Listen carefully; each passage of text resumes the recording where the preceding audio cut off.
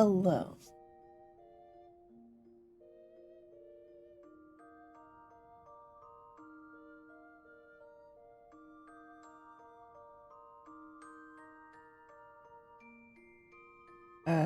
One second.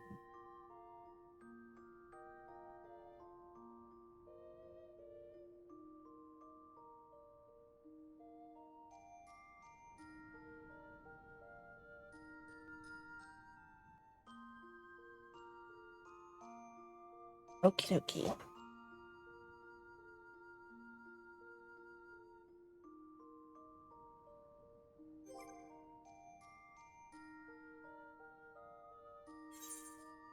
So,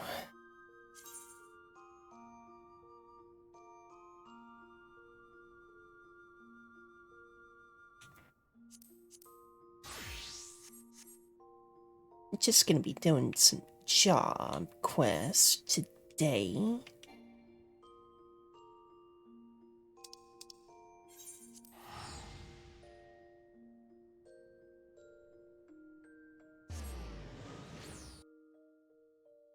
What was the one that I needed for Dragoon?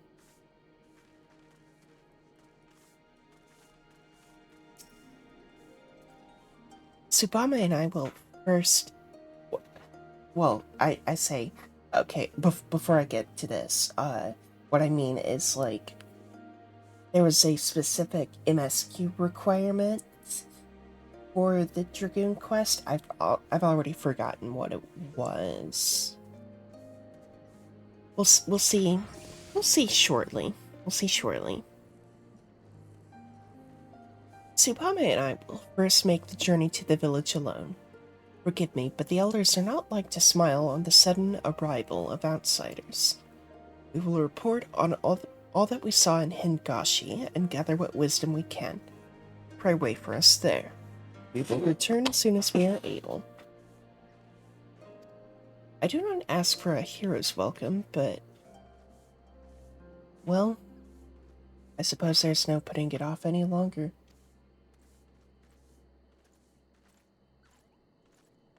Seems we're on our own for the time being. Reckon I can find some Bennett bingo and a couple of rum doxies in this place. Just having a bit of an amuse. What with this Hanzo on the prowl, it's best we keep both a stab as shopping.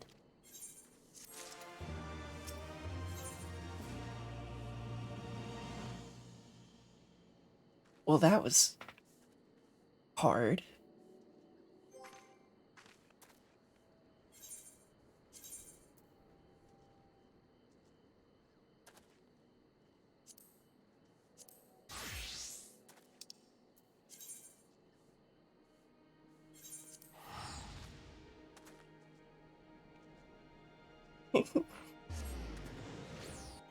uh, Speaking of deep dungeons, I was informed that we should be doing them as either Red Mage or Machinist.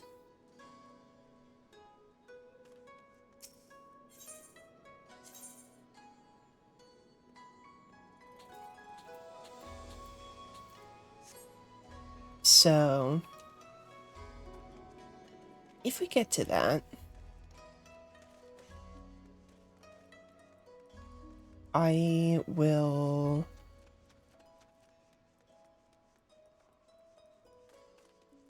probably do it as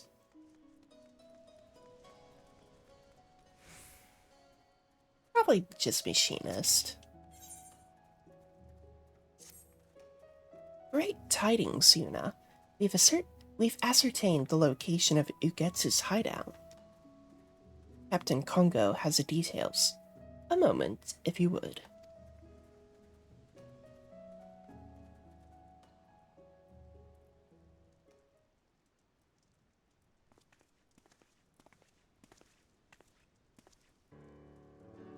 Yuna, you are welcome. We scoured Shiden's quarters, and what they could turn up among his possessions but missives he received from Ugetsu. They point to a certain ruin in Nansha. Now, word of Shiden's demise will have already reached Ugetsu, and he must assume that we will track him down ere long. But he will not, cannot, run. To do so after losing his right hand would cost him much of the momentum he has painstakingly gained. As I see it, two choices remain to Ugetsu. He will await our coming, or he will bring the fight to us. Either way, the stakes are high.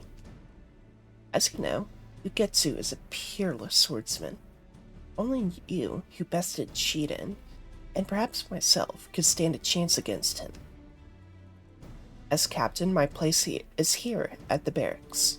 While I hold the fort, I bid you and Makoto journey to Yansha, there to hunt down Ugetsu. I shall pray for your safety and success. If instead the rogue should show himself here, rest assured I will give him a rousing welcome.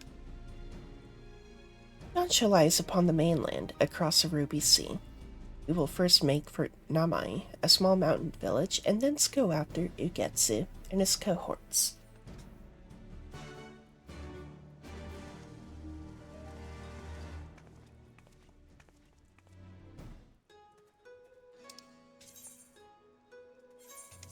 Back and forth.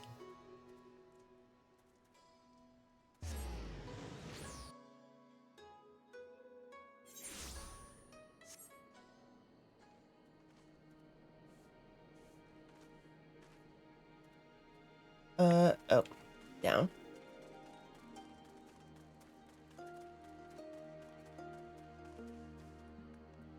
Oh wait, no, that's...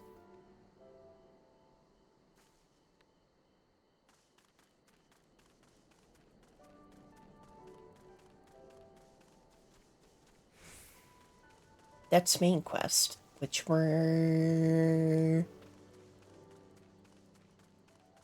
holding off.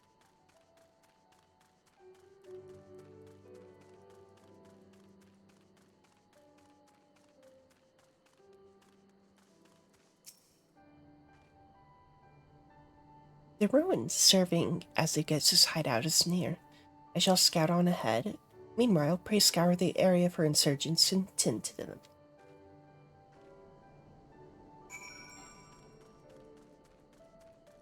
Okay.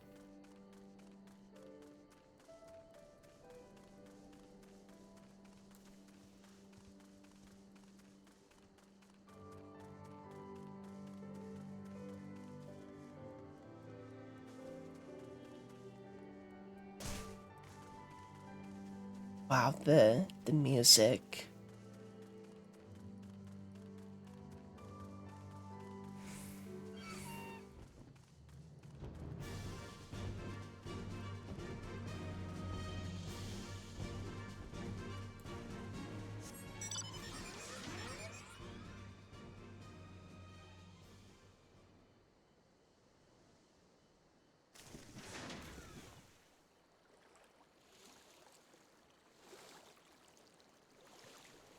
What the fuck?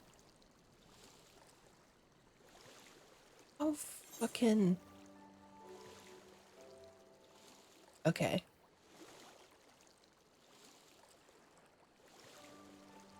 I was about to say, how fucking far is this?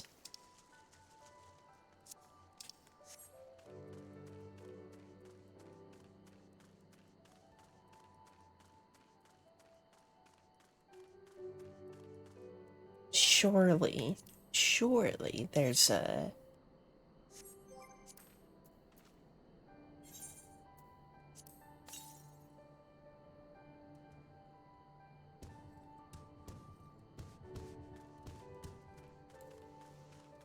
I was about to say, surely there's an, ether current right around here somewhere.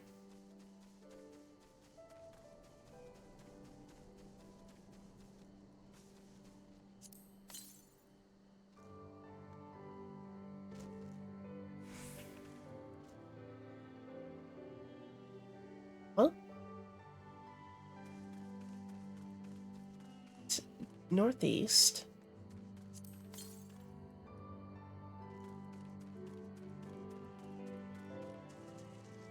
Let's see it.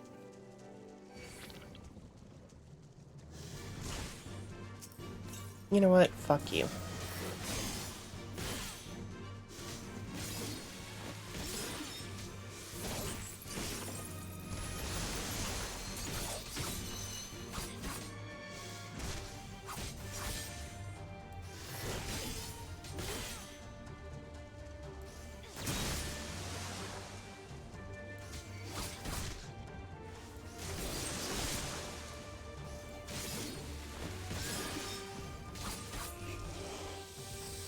Piss off.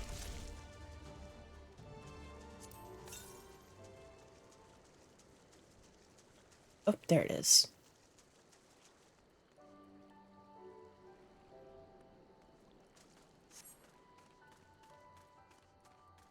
I see it.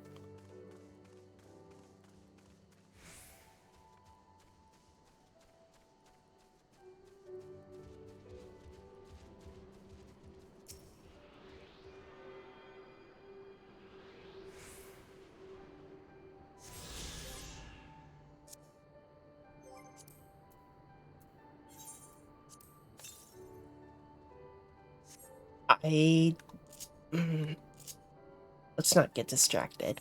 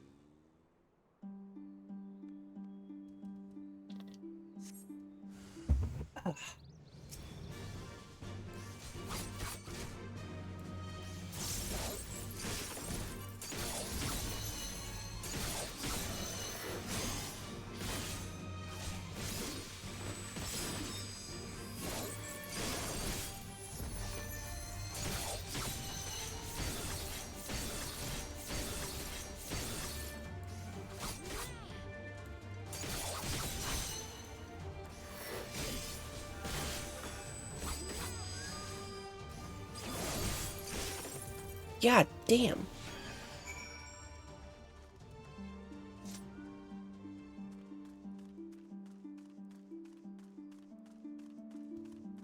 Fucking me up. What does Ikishoten do?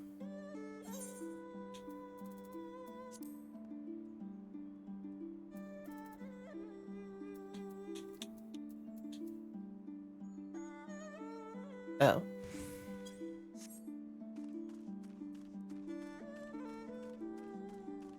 I see. It only increases my gauge.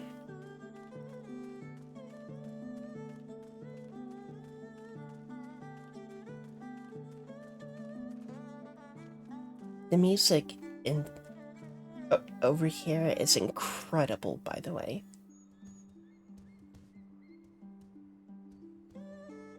Don't you fucking dare. Oh my, okay, no. Hold on.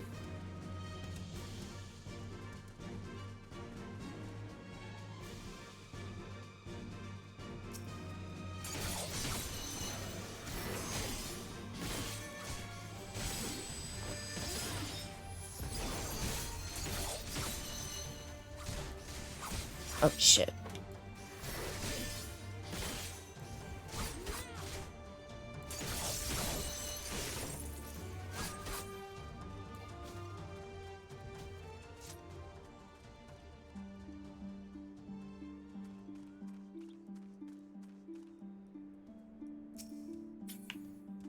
Bruh. Stop.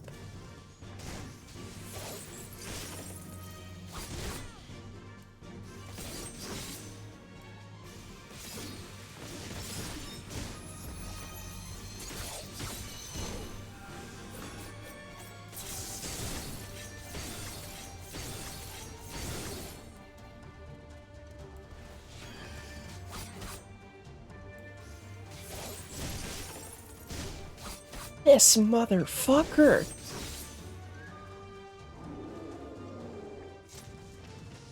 What in the shit?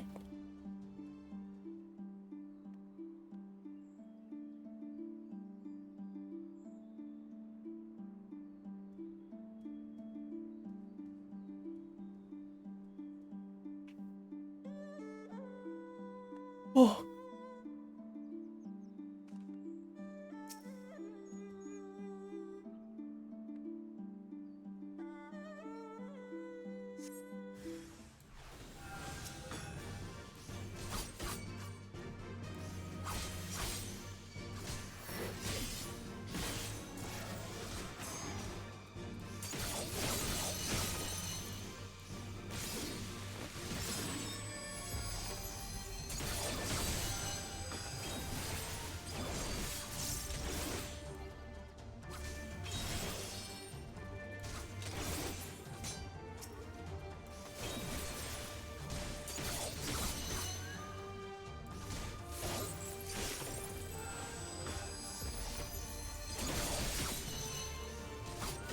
Oh.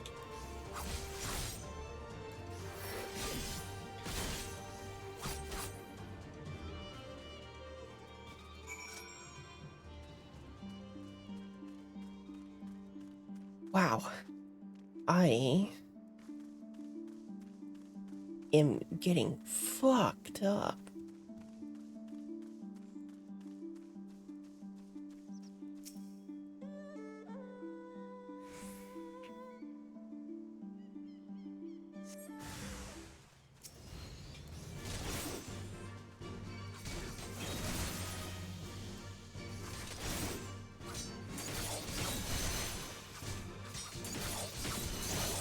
Oh, oh god.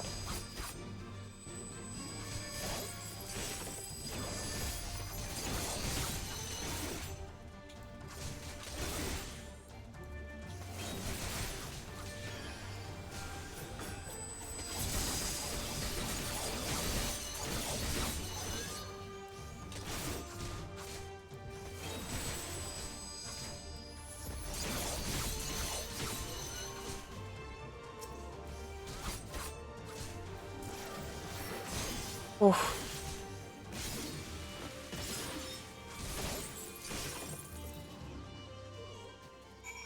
Hooray for spamming everything.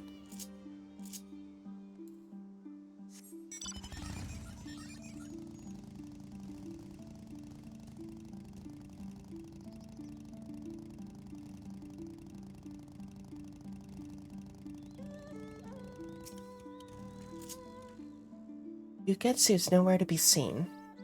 And that means... he's on his way to Kugane.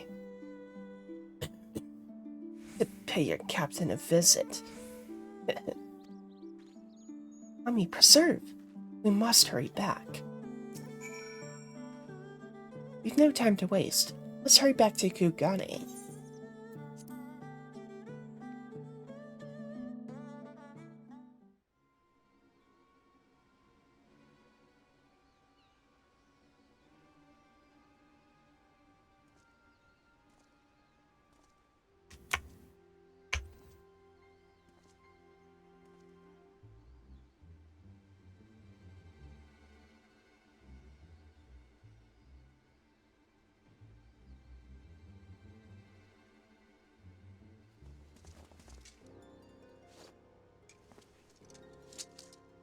So that's Ugetsu.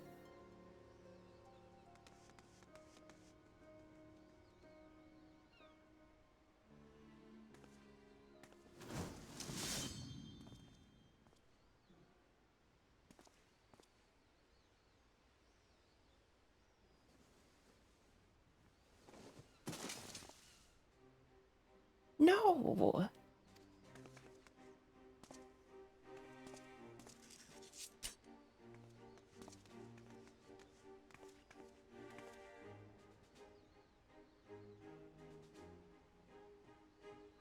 Forgive me. I was too weak. The Seki Segumi. Yours now. You must finish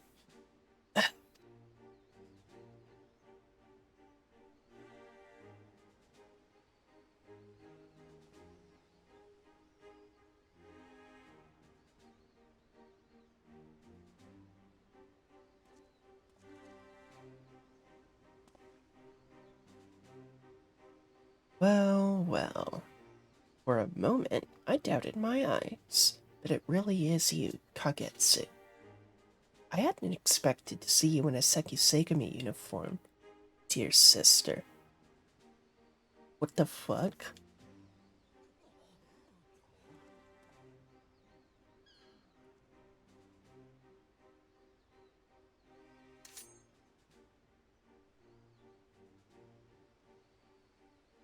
That stamps.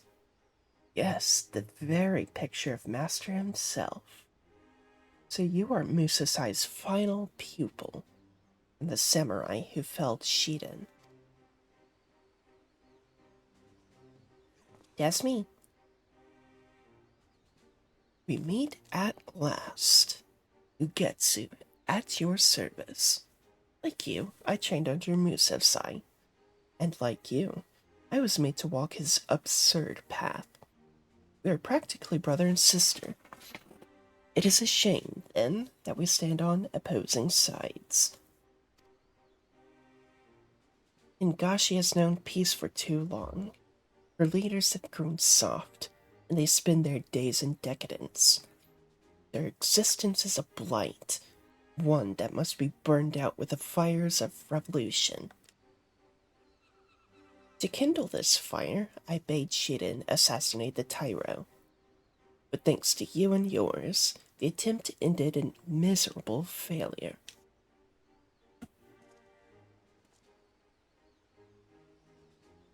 Till now, we have kept to the shadows, but that time has passed. No few people share our vision, and by bringing them into the fold, we shall have the strength to face the Bakufu openly and defeat it. Removing your captain was the first step in this endeavor. With him gone, the good men and women of the Sekisegami may choose with their hearts. If there if there are any souls here who would join our cause, we welcome you with open arms. The offer stands for you too, Kagetsu, my sister pupil. Will you not create a new world with me?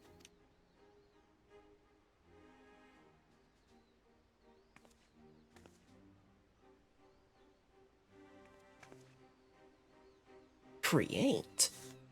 You can create not with the edge of a blade. Nay, what you seek is to destroy. Should the Bakufu fall, Ingashi would be plunged into another age of blood.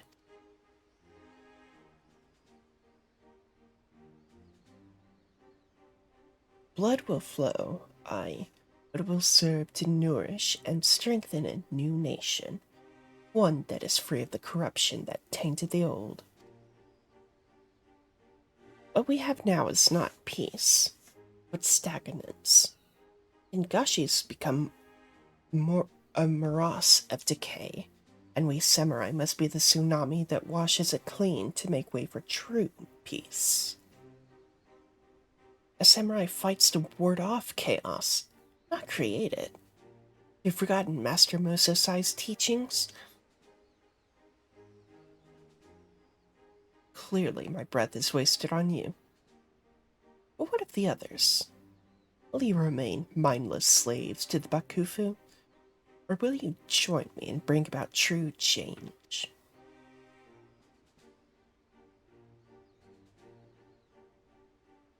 I really kind of like his sword, though.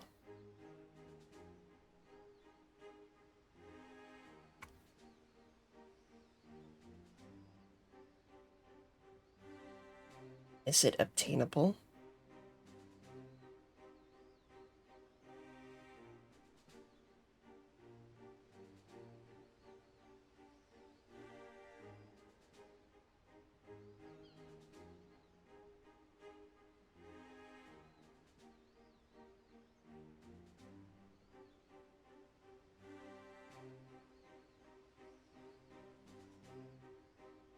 Oh, it is. Ah, fuck, it's a PvP reward. Fuck me.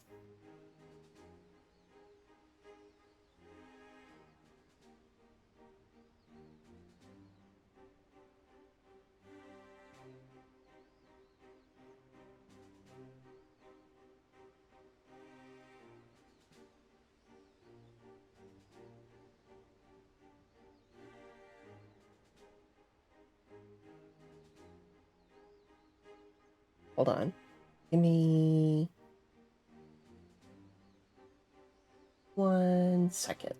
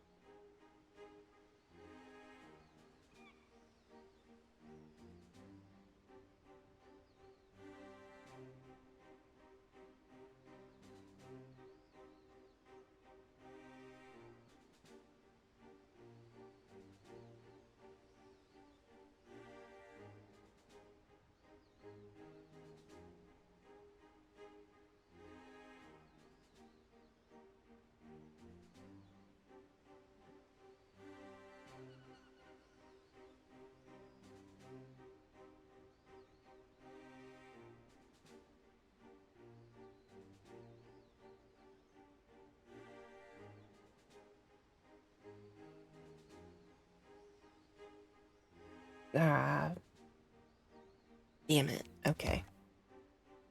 Yeah, it's just a PvP reward. I have no desire to spill blood needlessly. Let us settle this away from the masses on the Isle of Becca. Your people against mine. Though, if I make an observation, it seems you may want for blades, dear sister, now that your men are aware of our connection.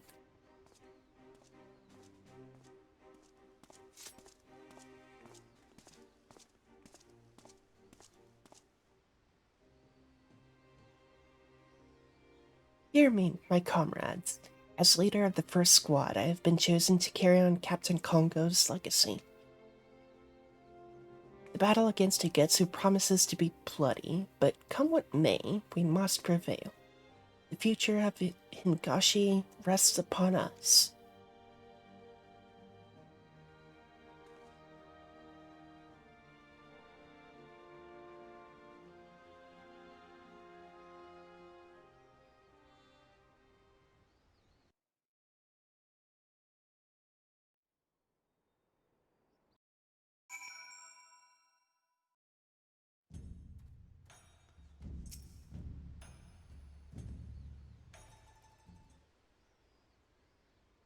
Forgive me, Yuna, but it is all true.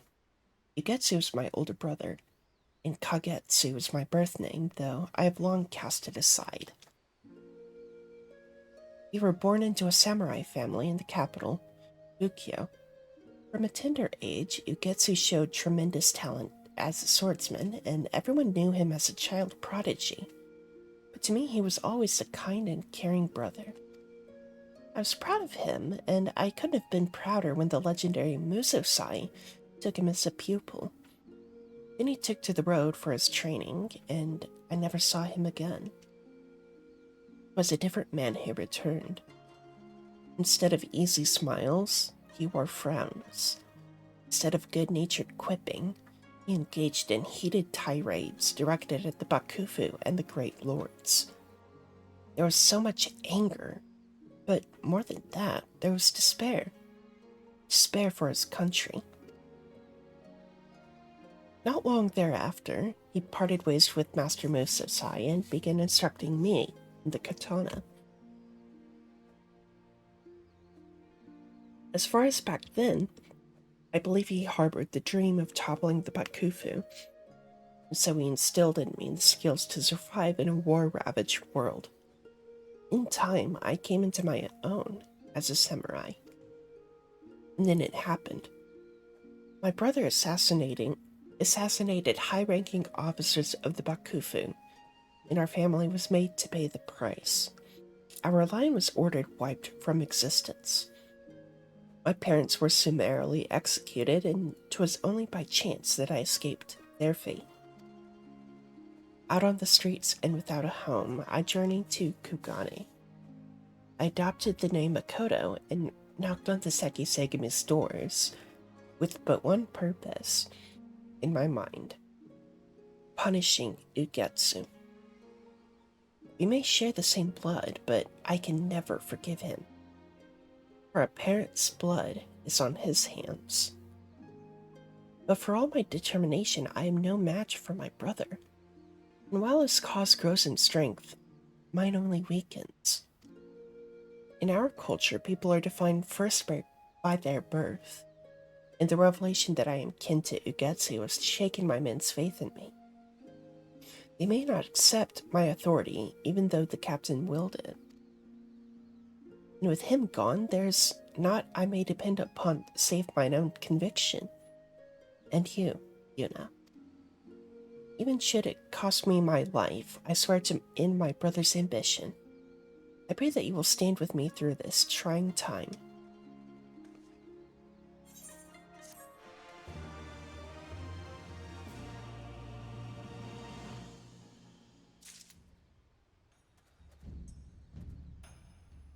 Okay. Uh...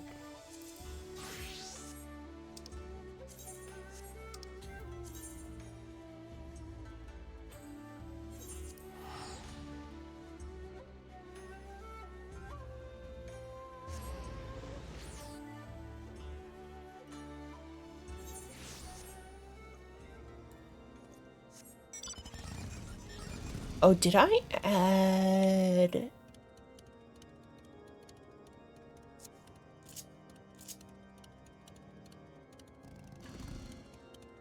Let's put in Cruise Chaser.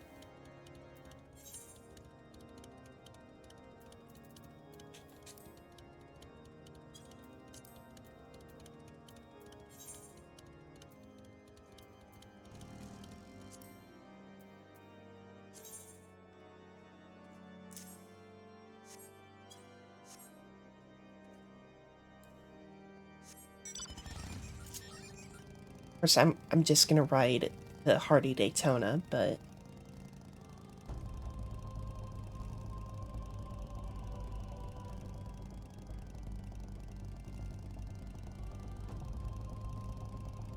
Oh, while I'm thinking about it, I considered changing up my Dragoon glamour.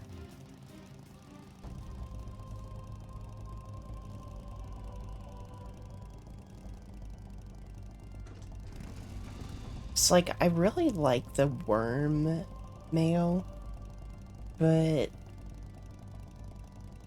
I wanna shake it up a bit.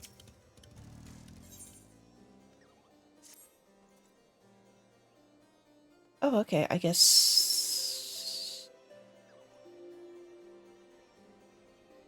we're good. Ah, Yuna. It pleases me to tell you that I have at last discovered a means to have our young friend safely transported to Kugane. I've reached an agreement with the owner of an establishment in the area. I believe its name was Bokaisen Hot Springs. Converse with him once you are arrived in Kugane, and he shall tell you Ornkai's whereabouts. I took the liberty of making the little one aware of a few local legends. Hopefully they shall aid you in your search for Faunem.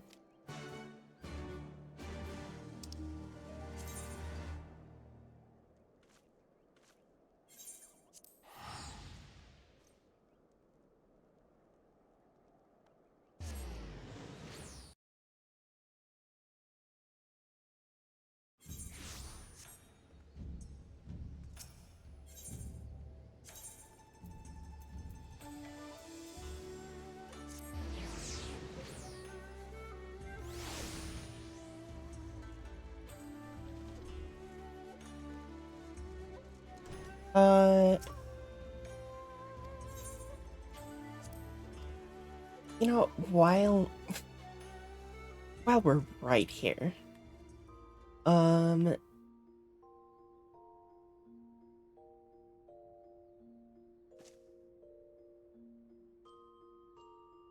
because like I I like this, but I also want something.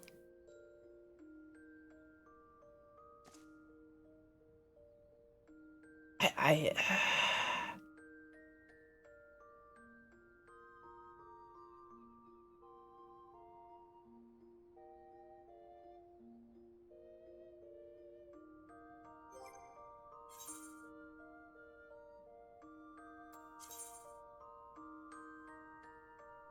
oh, actually, I should,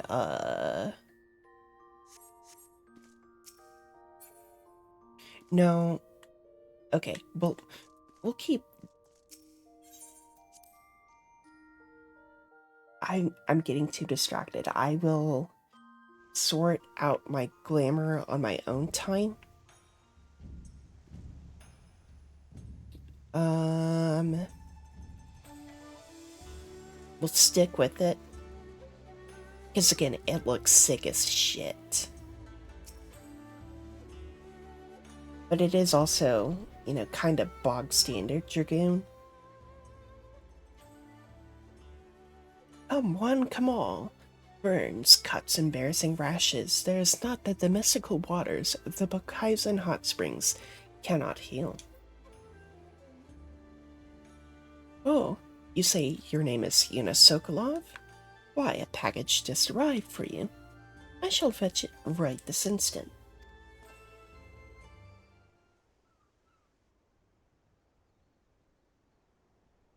Someone, anyone, release me from this icy prison.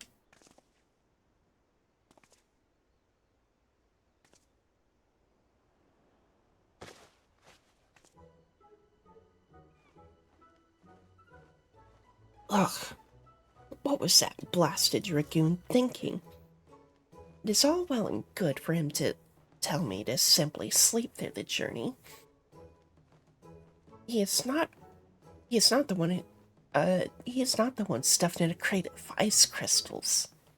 And the boat, oh, how it rocked. Admittedly, he is right in thinking dragons capable of entering a long sleep-like state. But we are not bears. We do not require freezing cold temperatures to achieve this. Ah, my fangs are like icicles. That said, I must admit, I enjoyed my best sleep for many a year. At any rate, and we both are now we are both here. We can resume the search for Faunem. Before I was unceremoniously stuffed into that crate, Sir Albert told me of the legend of Seiryu, a dragon regarded as a guardian of the Far East. Though something tells me we would not have much luck with this tale either. The story has existed for several thousand years. Faunem only came to these lands a mere millennium ago. Sir Alberic agreed the story most worth our attention was that of the Serpent of the Ruby Sea. This came into being much more recently. Suggest you visit Asari and try asking the residents if they know anything that might be of help. Whistle for me once you feel you have found something I should know.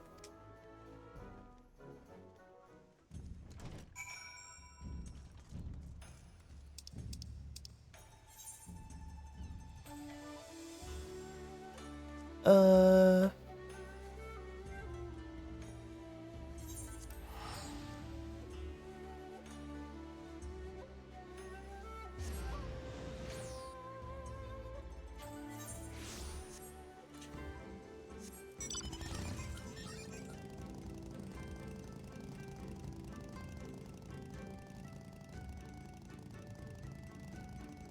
Oh, but asleep.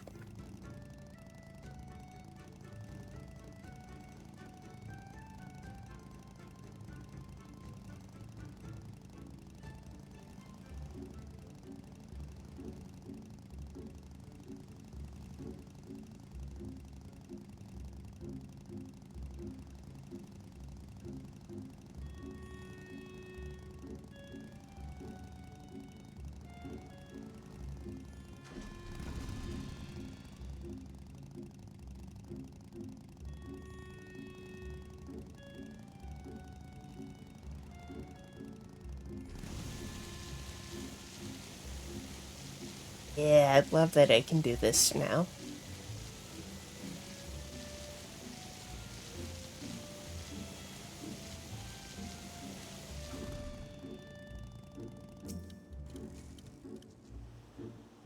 What is that now? Oh, what is that now? Am I familiar with the Serpent of the Ruby Sea? You will struggle to find someone here that is not. Not a day of my childhood passed without my grandmother telling me that fairy tale. These days, hearing the opening line of it alone puts me to sleep in an instant. All children that dare swim out into the deep blue sea are sure to become the serpent's tea. The sea serpent's tea. Oh my, I nearly fell asleep there. I imagine that is all anyone my age will be able to tell you. Try asking the elderly woman over there if you want to know more.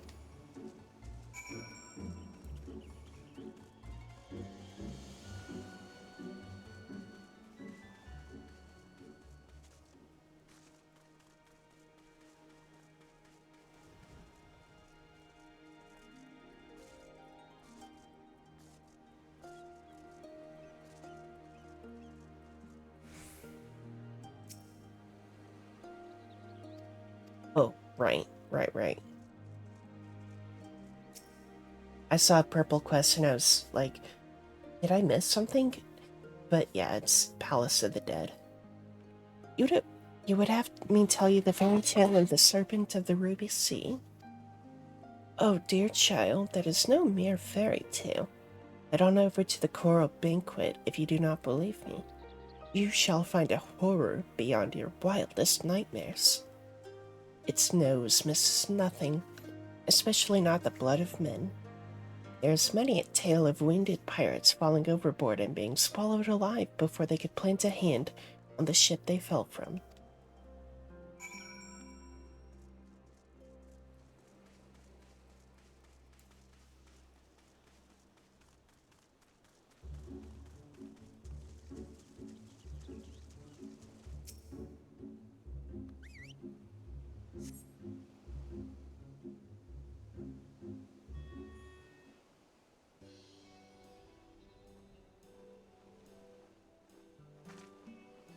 Does it seem like the serpent could be found in?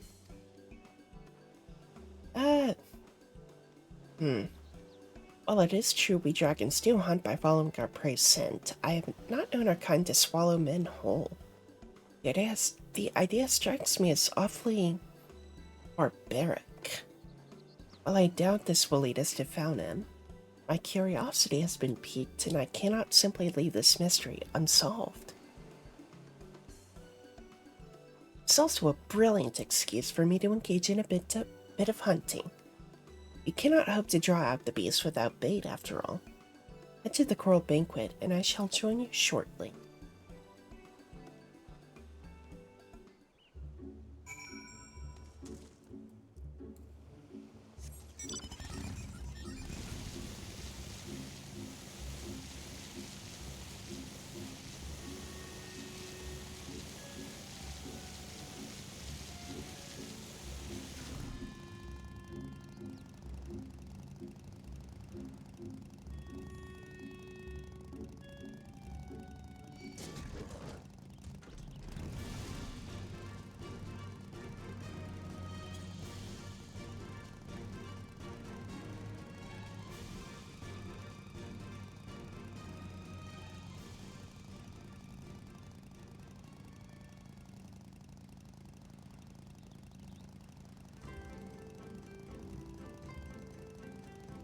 Drinking a Ultra Vice Guava Monster.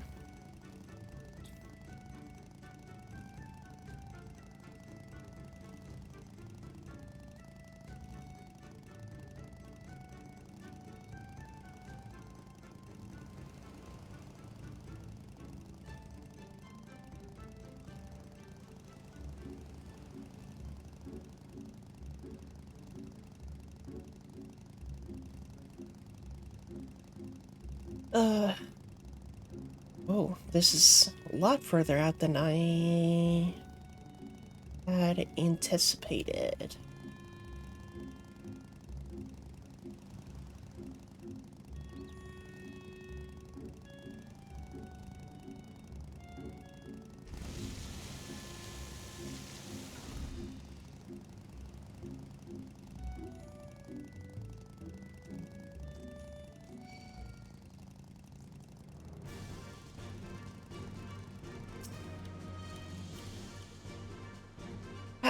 Father never mentioned you were this slow, Yuna. I've already hunted a beast that will doubtless lure out the serpent, and I still arrived here long before you. I shall go ahead and hurl the bloody meat into the sea. I deal with any hungry creatures that are drawn to us. Fuck you. Oh.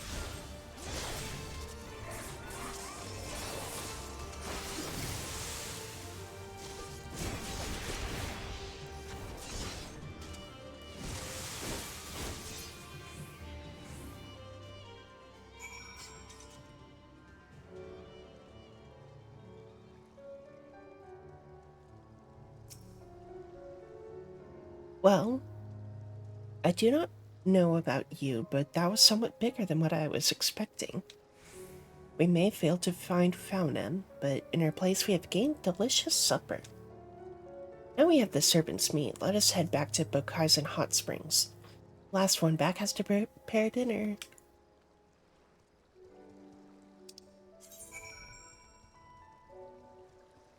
Oh, cursor. There we go.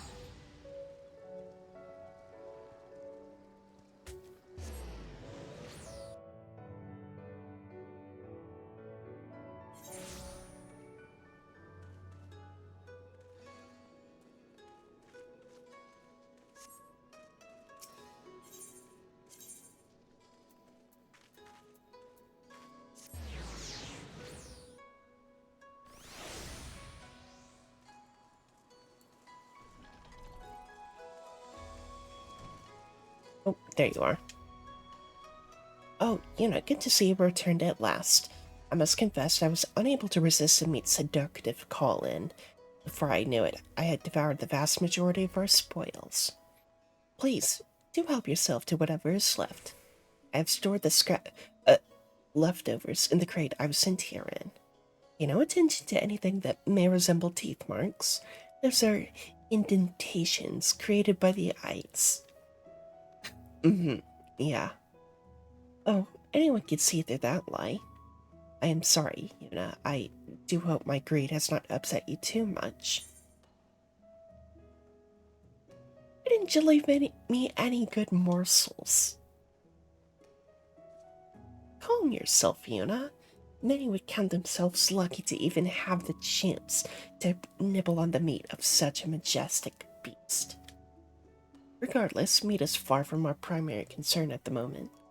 I am beginning to wonder if the day we find Faunem will ever come. But I must not allow myself to lose heart so easily. There's still plenty of legends for us to look into. Hope is far from lost. Pray continue to grant me your support, Yuna.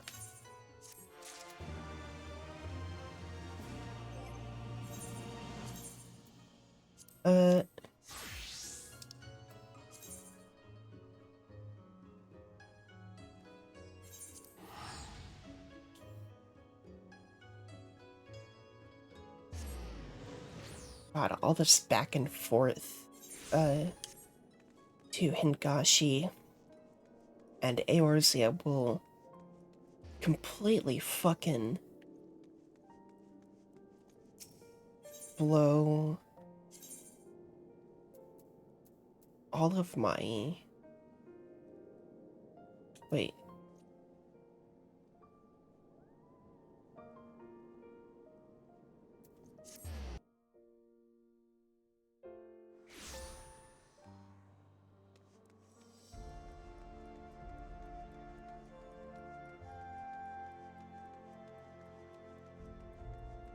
Okay. I was tripping.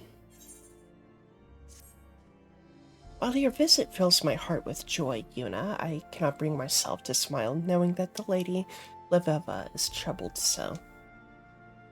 Though she should be spending these final days before the symposium placing the final touches on her address to the vault, she instead spends her time wandering about the pillars in a daze, mumbling to herself about earth, wind, and water. Oh, they're talking. Hold on.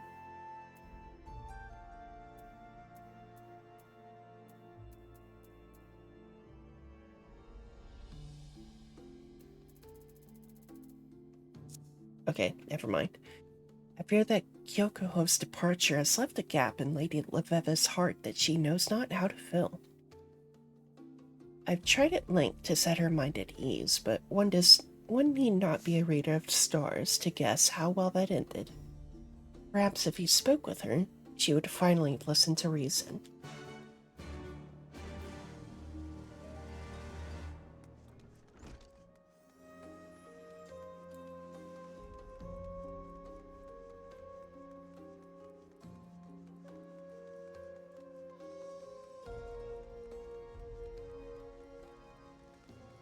My Astroglam, I don't think I'm redoing it. I think I like...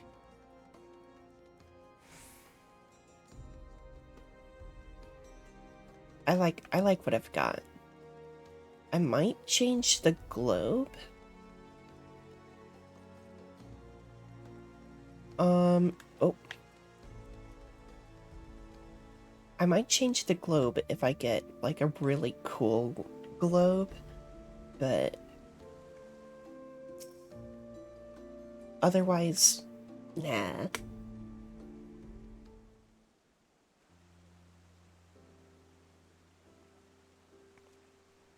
Yuna, to what do I owe the honor?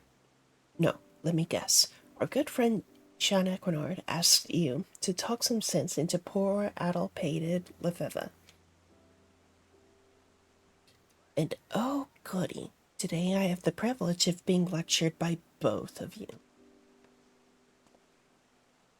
Why, Lady Lefeva and Yuna, imagine finding you two out here this fair evening. Enough with the theatrics, Jana. I know your play here, and as I have told you time and again, I have not forgotten my duty to the Athenaeum or my obligation to the symposium. I simply need time to think. Alone. To which I keep replying, why think alone when you have one of the greatest minds in the realm at your disposal? And Yuna. Yeah, I'm here. Ugh. The greatest minds, eh? Then riddle me this. Why are the results of my reading from that day both Yuna and Kyoko arrived still weighing on my mind? Why does it feel as if I'm missing, or rather, misinterpreting, some devilishly important detail? Peace comes, friends are made, dangerous paths are trodden, knowledge is gained.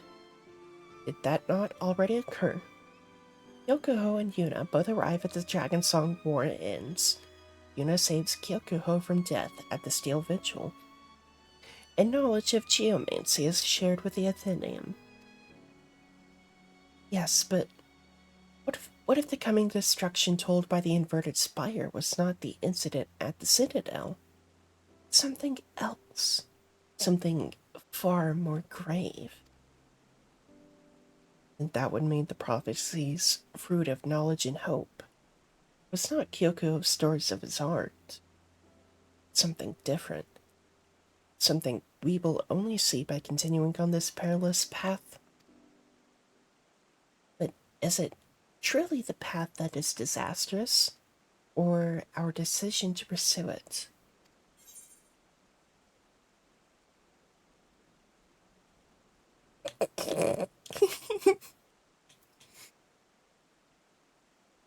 At the end of the path of disaster is hope.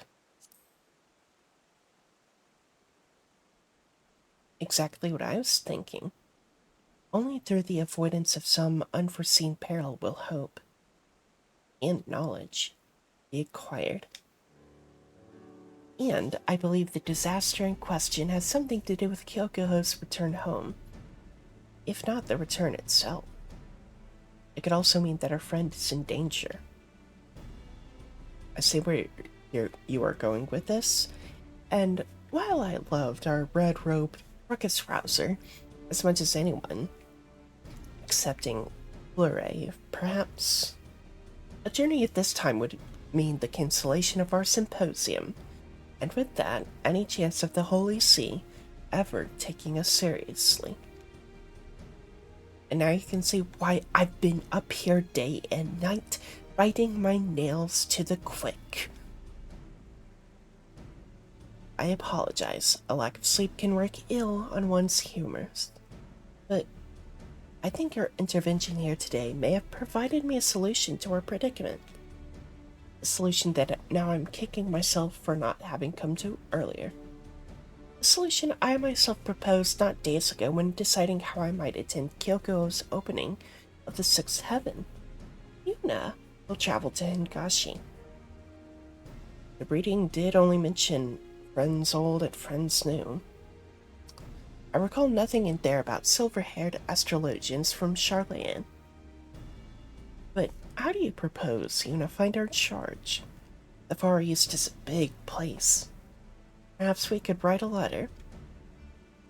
Yes, and address it to Kyokuho in Gashi. No, you dullard. You have something far better. We have the stars in our undying faith that they will guide us to that which we seek. Or Yuna could start her search in Kugane, the port city from which Kyokuho claimed he came from, focusing on locations which serve as exceptional venues for stargazing, a pastime our friend warmed to during his stay with us. Or Yuna could... no, wait, that is actually a decent proposal.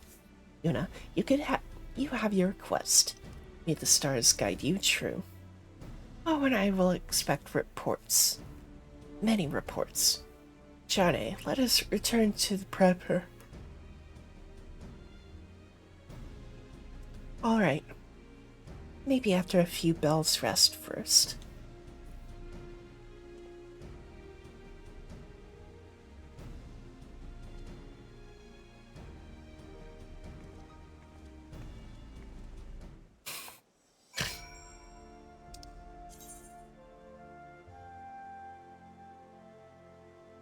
Oh.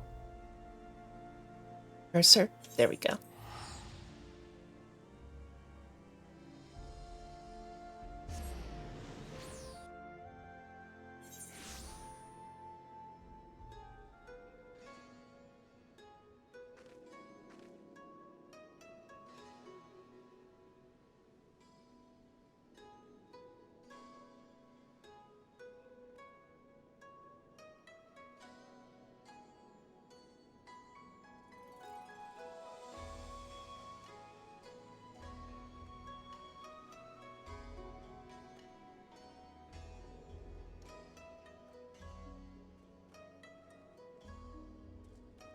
Give me 1 second.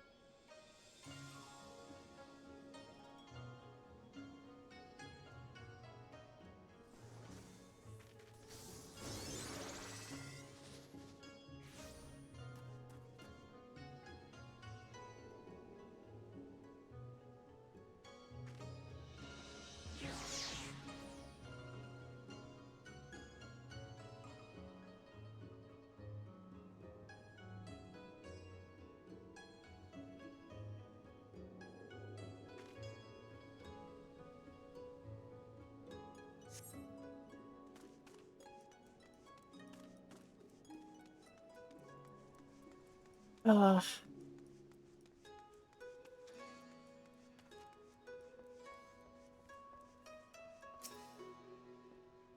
Kugani is packed like a warehouse with multi-storied hostels and tea houses, so the cobbles will narrow afford a man a decent view of the skies. No, if you want to see the heavens in all their glory, you must needs make your way up. Take this bridge behind me. There, atop that mighty span, the stars await. She faces directly west of Kugani Castle, out towards Ruby Tide and Othar beyond. It is said her location was determined by a great geomancer, who told the first Bugyo placing it there would ensure the city's prosperity for generations to come.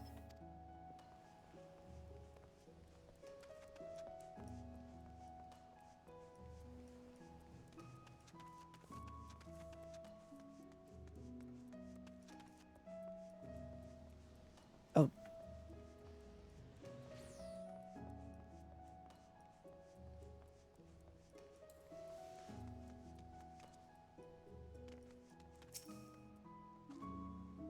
when I wish to walk under the stars, I go with my promise to the Tasogare Bridge, spanning Gion Pier. The melting of crimson into indigo is a sight you will not soon forget.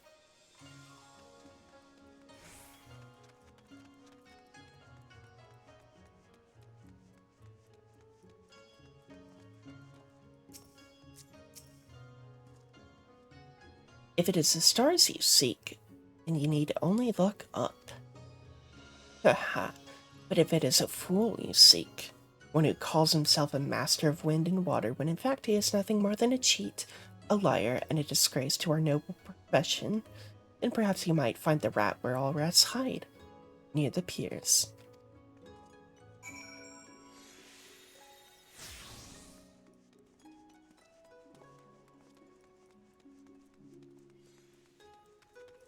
Uh, oh, lovely view.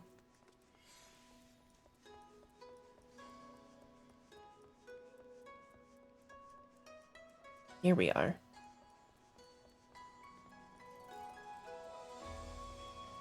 I wonder if I could have just skipped all the talking and gone here. Probably not.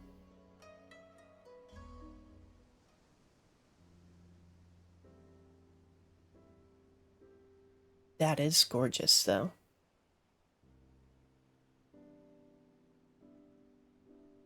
I see someone has taken my spot. I may just have slit her throat and toss her body to the tide. Aha, I'm pulling your arm, Yuna. Or was it ear? You Westerners have such odd sayings. What brings you so far from home? You, buddy. A path fraught with disaster, misfortune, impending doom. Yes, well, the situation may not be as encouraging as my jovial demeanor suggests. It all began several decades ago when the Bakufu decided they were opening the port to foreign trade vessels. To accommodate the influx of ships, a section of ancient coastline forest was cleared.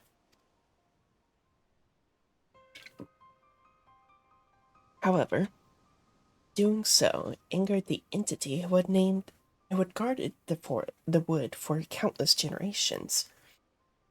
A golden fox named Kinko. A great battle ensued, but claws and fangs were no match for cold steel. Kinko was slain, and the new port completed. The fox's spirit, however, remained, spoiling our milk, withering our crops, causing storms that dashed ship after ship against our rocky cliffs.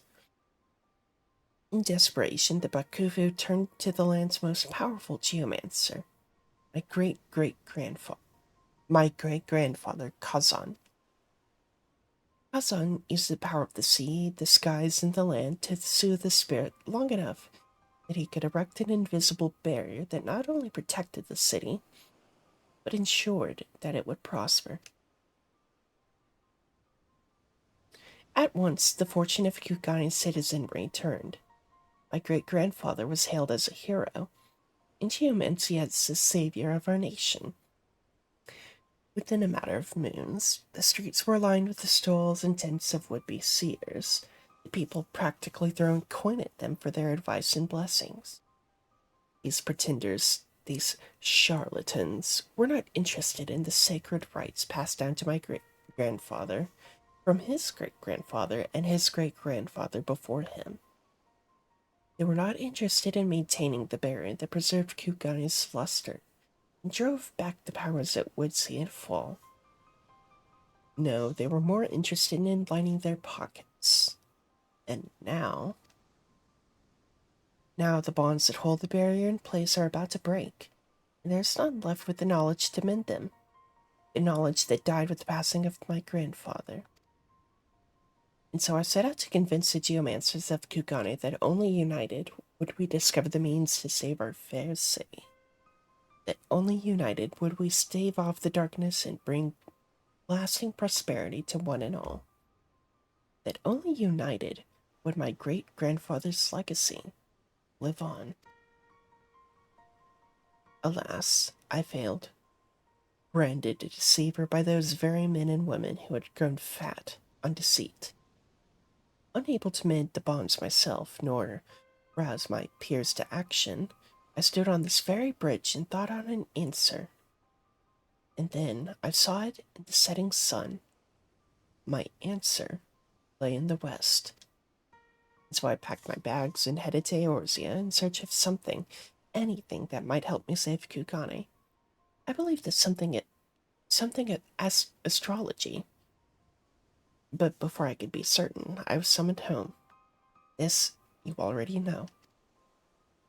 Since then, I've been coming here every night, hoping the stars might provide me with another revelation. But they remain silent. Yuna, the heavens speak through you. Tell me, what do they say?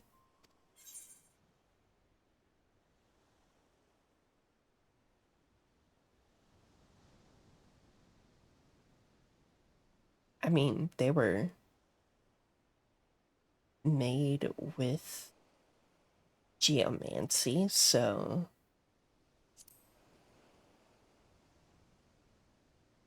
I admit it was a long story, but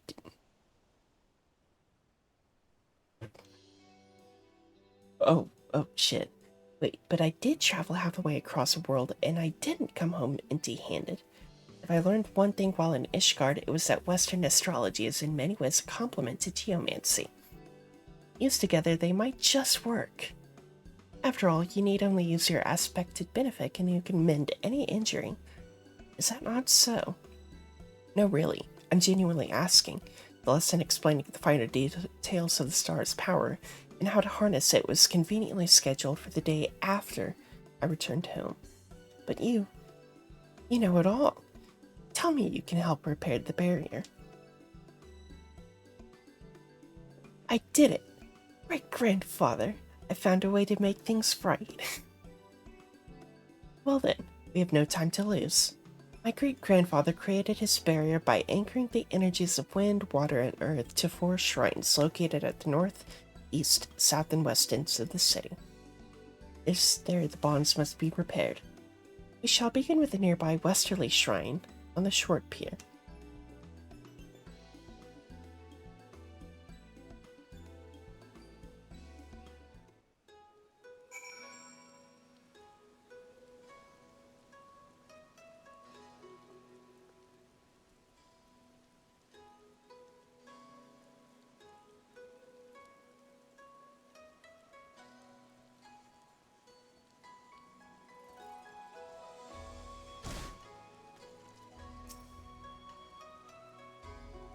This is one of the shrines of which I spoke.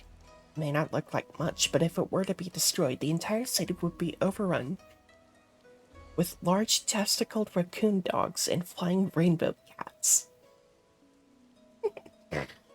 Or possibly just angry spirits. My plan is simple. If I am correct, expected benefic will intertwine with the barrier's geomantic energies, mending it as easily as it does flesh. We shall wait until nightfall to perform the rite, for the last thing we need is a drunken Ronin breaking your concentration.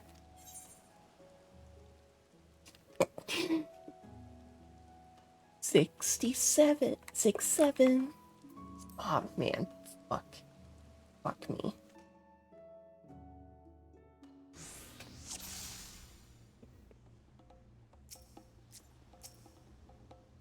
Oh. What? Oh.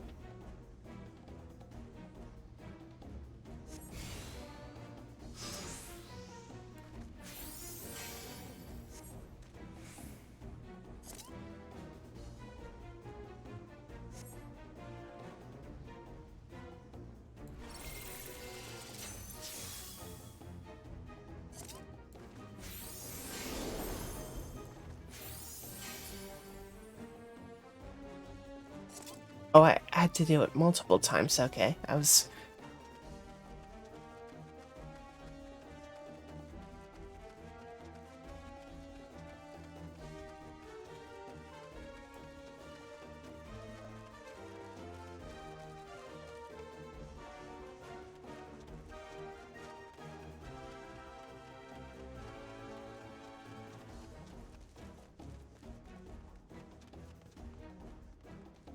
What? Oh.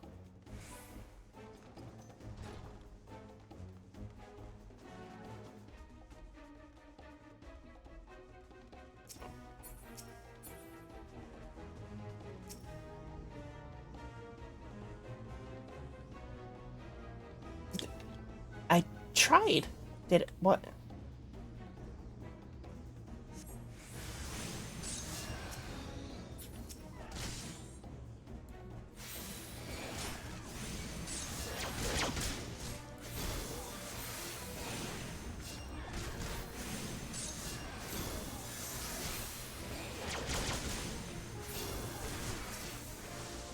Oh.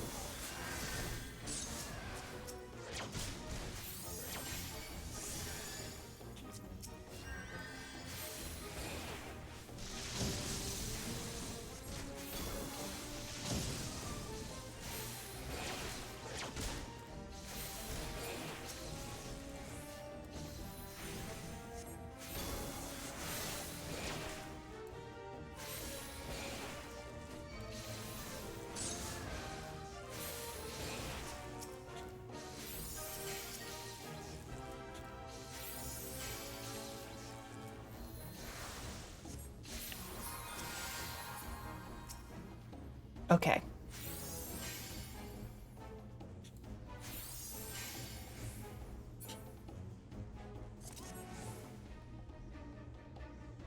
Could have gone smoother, but...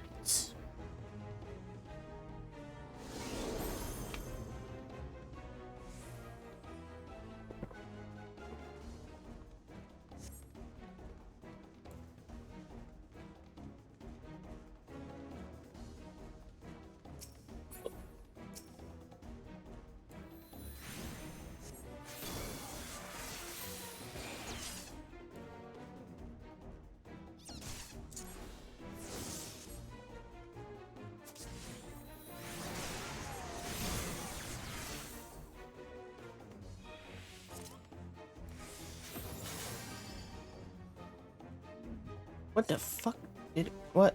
Okay.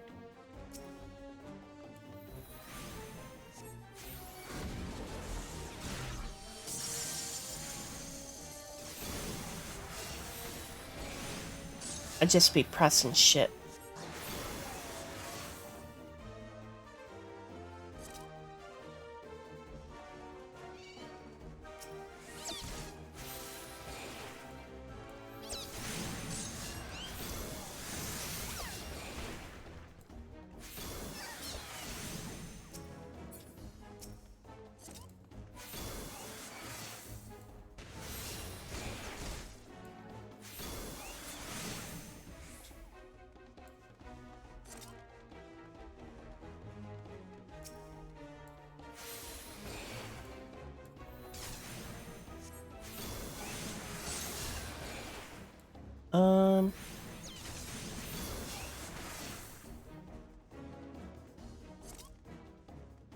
I was,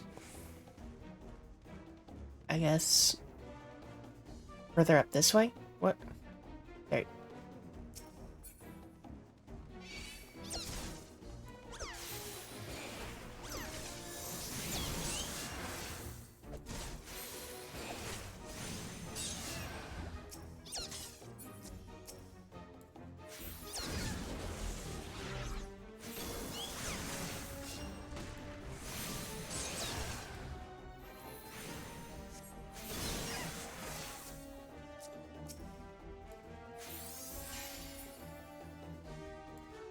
Okay.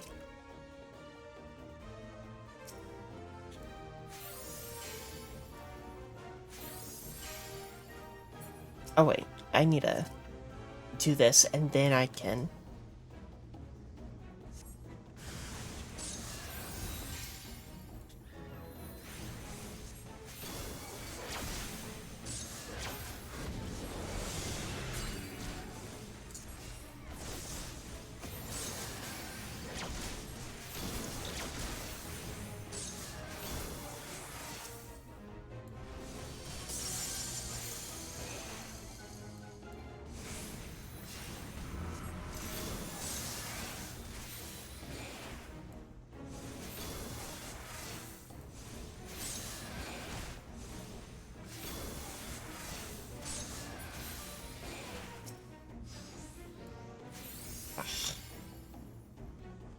Dude, I cannot... I really need to do, like, higher level shit with all my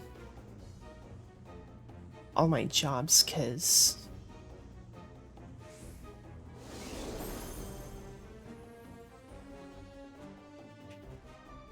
I want to... I want to use more of my higher level abilities, you know?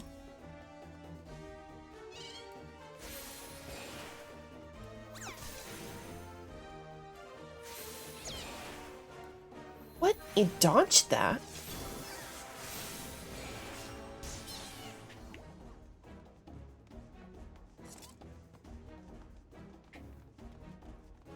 Can we go this way?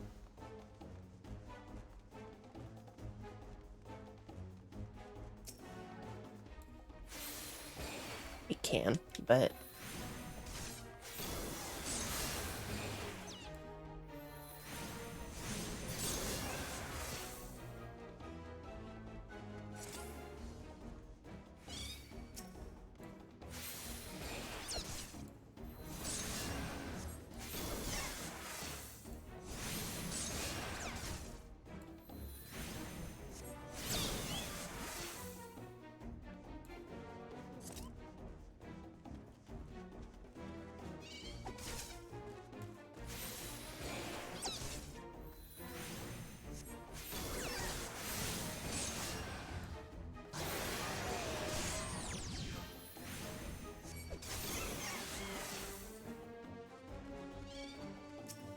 Bruh.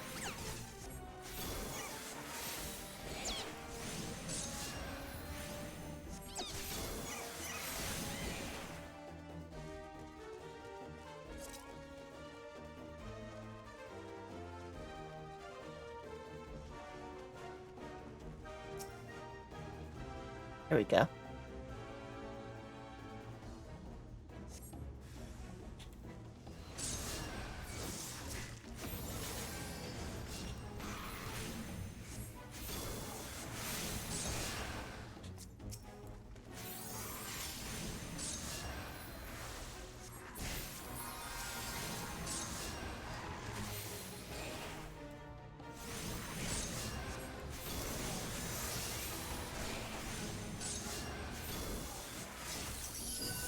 Let's just do everything.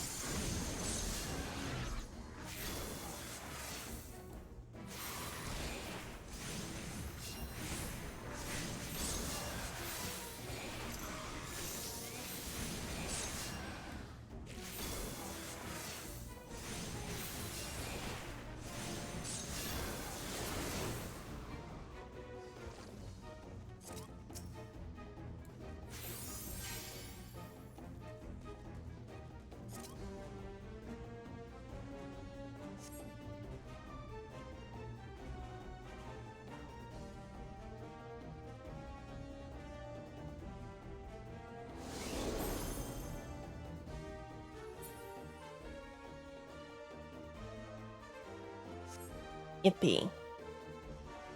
Did it.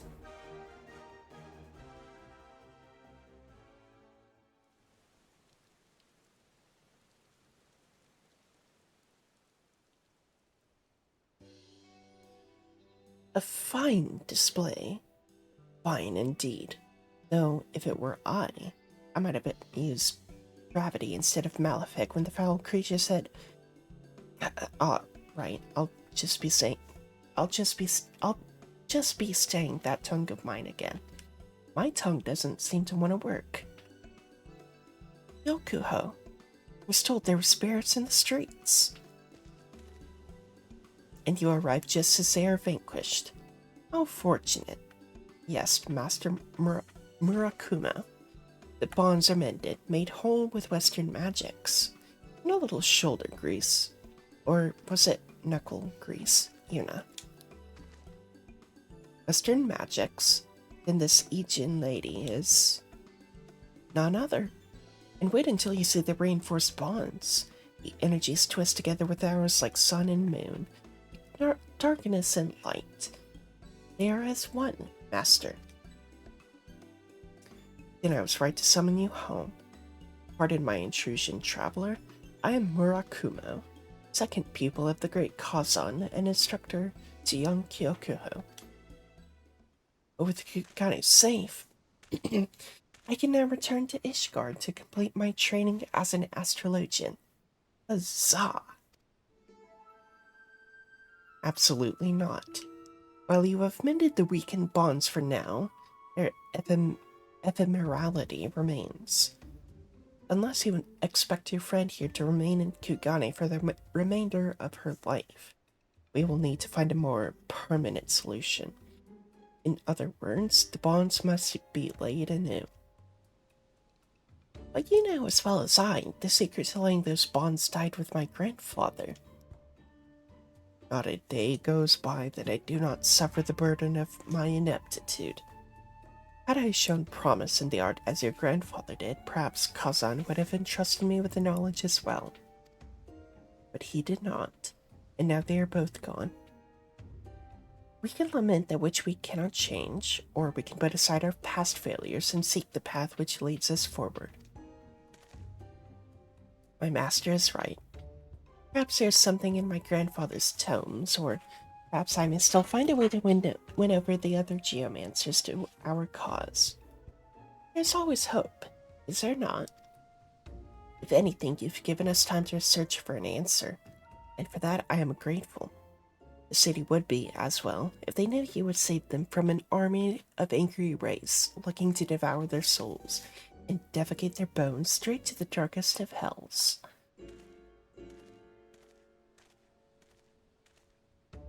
In his haste to find a difficult answer, he looks past a simple one, right before his eyes.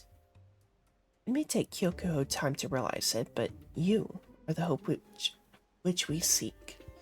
In time, you will come to see it as well.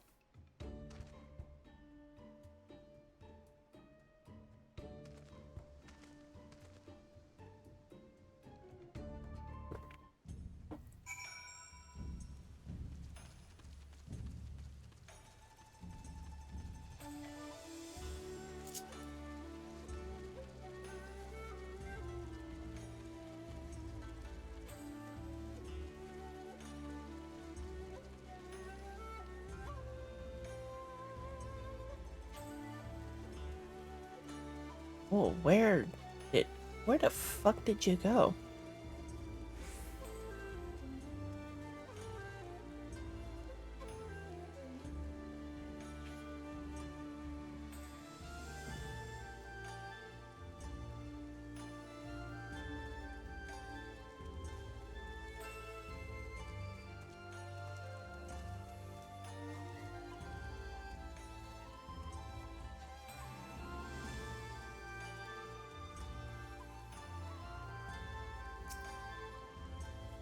So I guess this is farewell. Unless, that is, you're staying? You're staying? She's staying, Master, she's staying. What changed your mind? No, don't tell me. Knowing that you will be here with me and Master Murakumo is enough. I was beginning to worry what I would do the next time the city was invaded by Kinko's minions. The master can barely make his way out of the privy each morning, let alone battle bloodlusting specters. Now that you mention it, this all reminds me of that reading Lady Levava conducted the morning I arrived at the observatory. Something about friendly paths lined with dangerous fruit bushes winding their way to hope. Could the stars truly have predicted all this? If so, I'm impressed. I will need to think more on the issue. Until then, might I suggest you continue the refinement of your art here in scenic Hingashi? You'll find our beasts just as formidable as yours in the West, if not doubly so.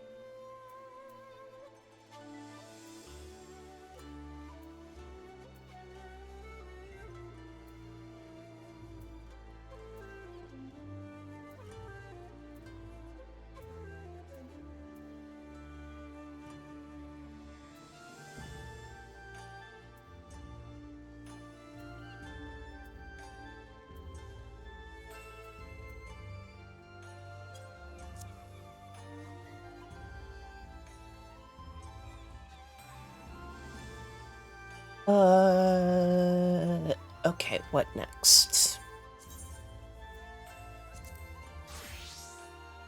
Gunbreaker. Nope.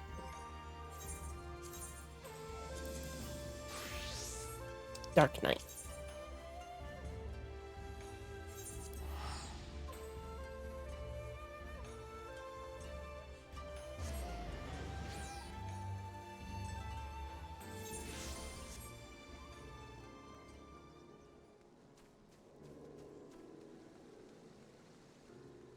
Oh, yeah.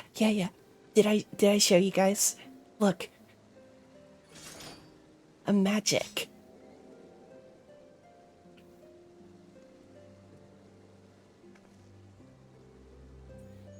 The sword was provided by my FC leader. Thank you very much, Riot. I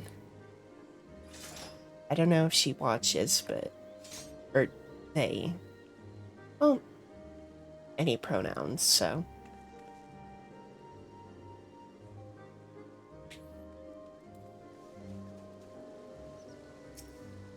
What do you got?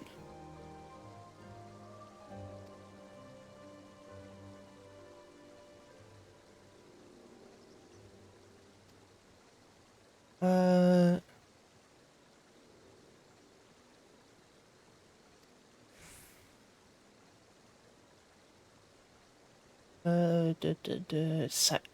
oh.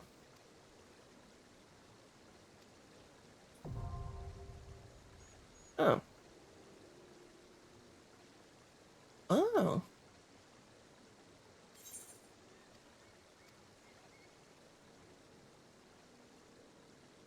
Okay.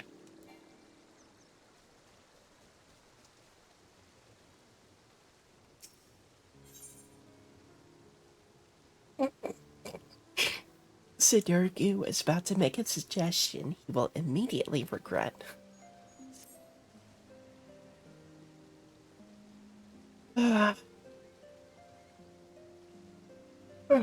Yuna, I imagine you'd like to get back to it, and so would I. Unfortunately, Mist remains inconsolable. His failure with Laudy, such as it was, weighs on his mind. He's afraid of repeating the same mistake with others. And so, for lack of a better idea, I'm thinking it's time to pay another visit to those furry little shites in the churning mist. What? But why?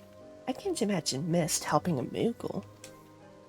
My master used to take me to places like Mogholm when the city became too much. The fresh air, the quiet, the isolation. And yes, I have not forgotten how the Mughals helped Riel and me when we were moody and brooding.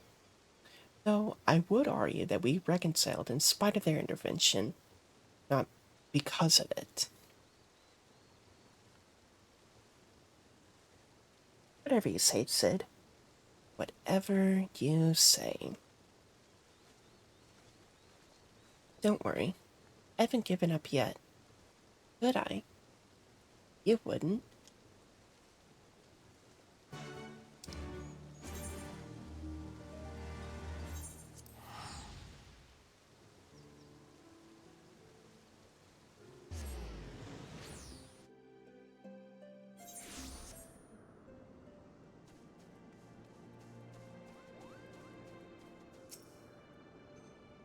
Right then. Water under the bridge. No need for palms to be torn from heads and shoved down throats. Yet. Our mist is taking in the sights, I believe. Why don't you join him?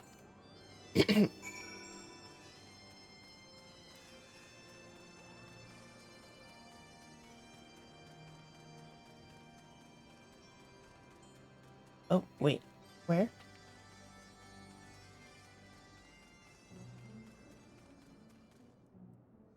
Is he not in here?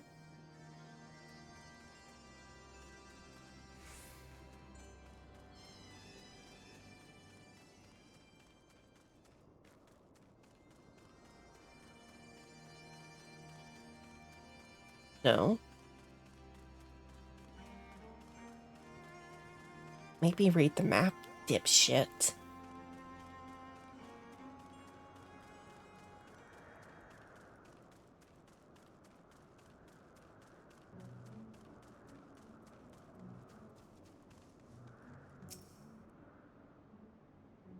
The wind in your hair, the sun on your face. Here you can immerse yourself in the beauty and the calm and forget the horrors. Almost.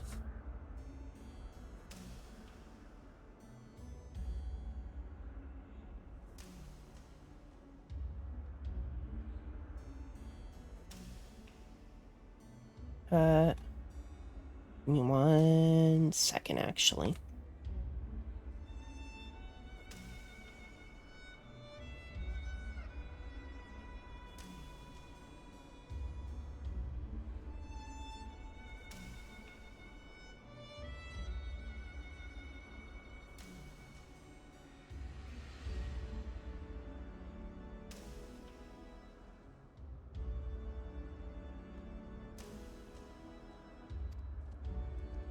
How far we have come, you and I. The others, they hesitate. But you understand the obligation, the duty, the need for atonement. For what do you need to atone? We've lost so much. So many friends and loved ones. So many moments. Thought we could keep and preserve them, but we are left with anguish in the end. Time strips us of even this bitter remainder if we let it. But I cannot. This pain, this sadness, it is mine to bear. Mine alone. This I understand now. Their grief will be mine, and in return I will give them peace. But who and when and where? That is the question. Even we have our limits. Who did I lose? Everyone. No one. We have always been apart, have we not? Perhaps one day you will understand, and that you will share my loathing and contempt. Oh, forgive me, I've been away from the others too long. Sid will be worried. We must return to them at once.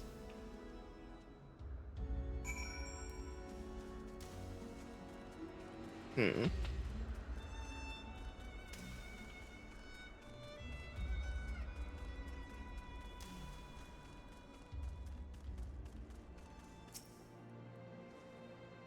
There you are.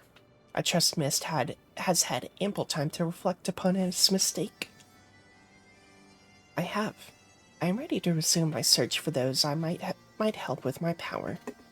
Difficult though it may be, I do not intend to give up. Glad to hear it. In that case, there's no need to remain here any longer. I say we leave this accursed place and never return.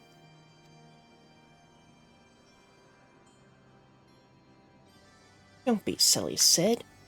I say we show Mist more of the churning mists. We did come all this way, you know. Come on. It's a place I'd like to show you.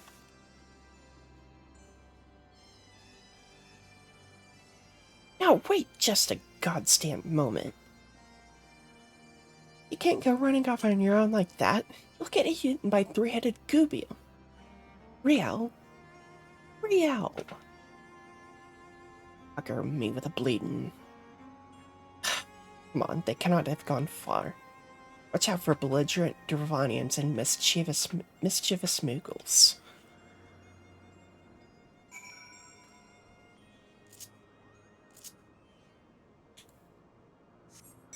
Oh, actually, I want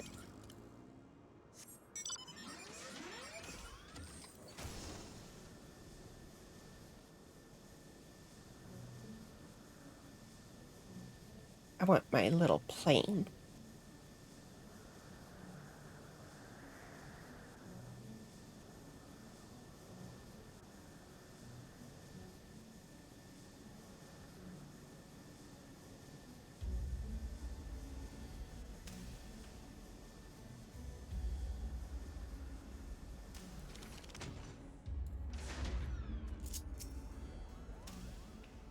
Don't give me that look. If the little bastards didn't want their heads caved in, they shouldn't have tried to sneak up on me. Besides, they're still alive. You ought to give me credit for holding back. Anyway, I lost sight of the children. I'm not sure which way they went. I'll head north and circle back toward Asa. You head straightways there.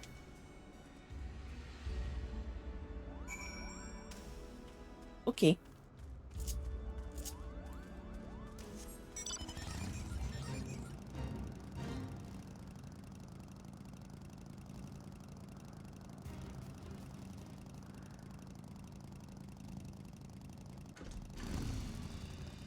I think after I do the Dark Knight quest, I will take a little breather.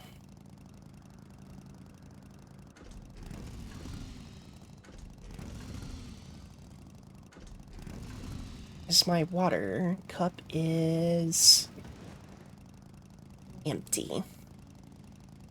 I also need a pee.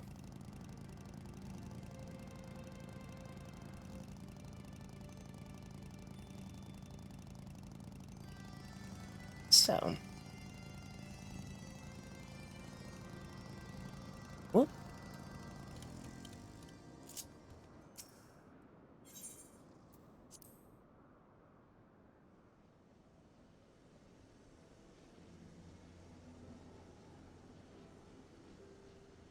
You should have seen the look on Sid's face when the Moogle started singing and dancing.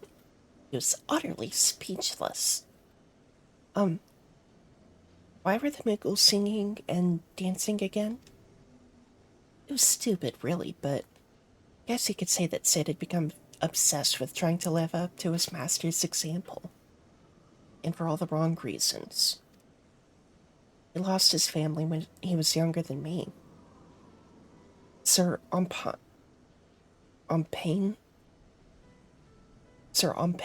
took care of him and Frey, but then they died too. So it's just the two of us now. He was angry and short-sighted, but now... well, he's still both those things, but not as much as before. So that's progress, I suppose. Sid's master was very dear to him, wasn't he? Oh, thank the gods. Shouldn't have run off like that.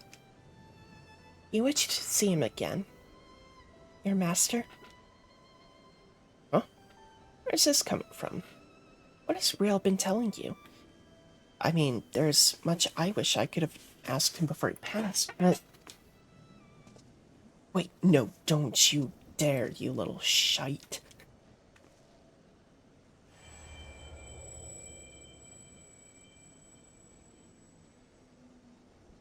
Oh, Sid. Charming as ever, I see.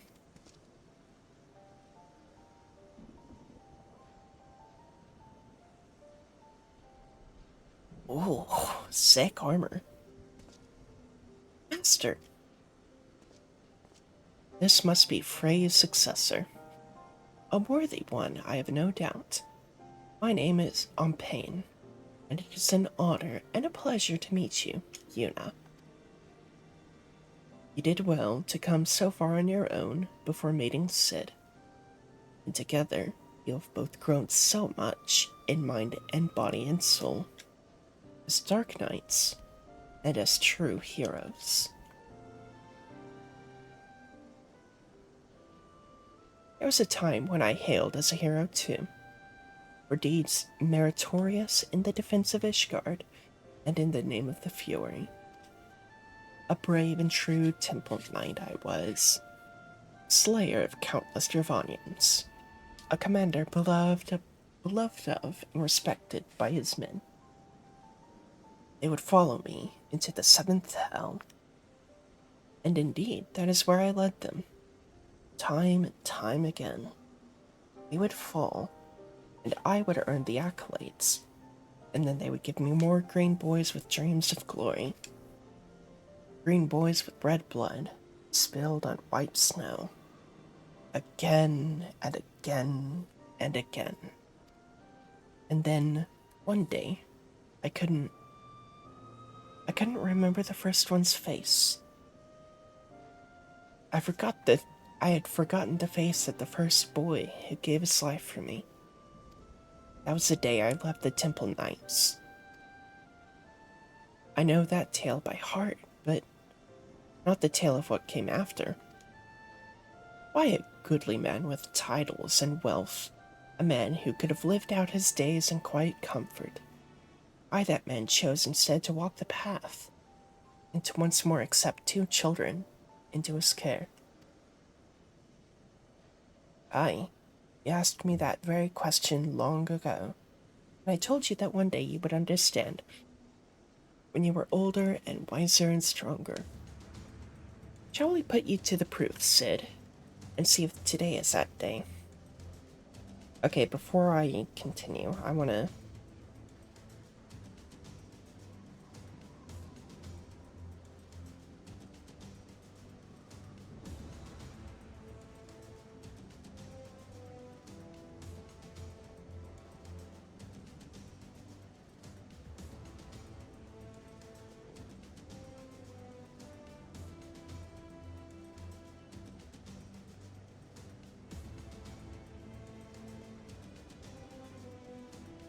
Okay.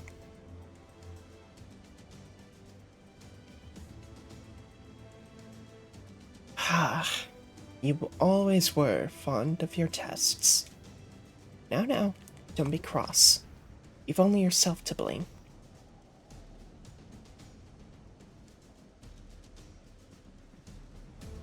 These are your memories, remember? But of course you do. The point is, deep down, you wanted this. And while there's no substitute for the genuine article, you could do a lot worse. So do me this honor, all of you. One last dance with dead. Show me the man you have become, Sidurgu of the Obsidian Heart.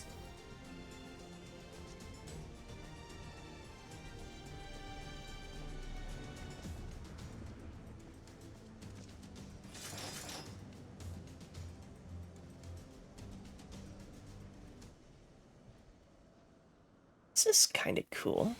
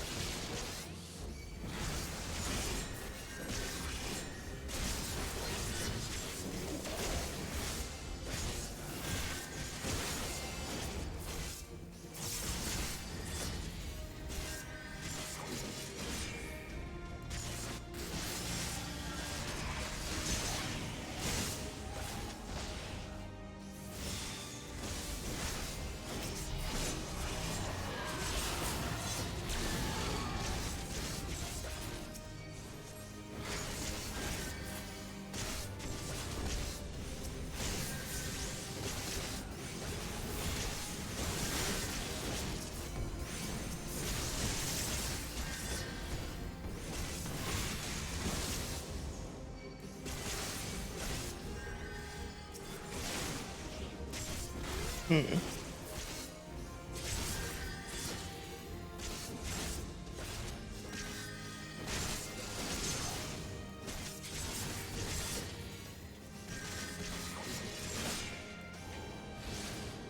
God damn it.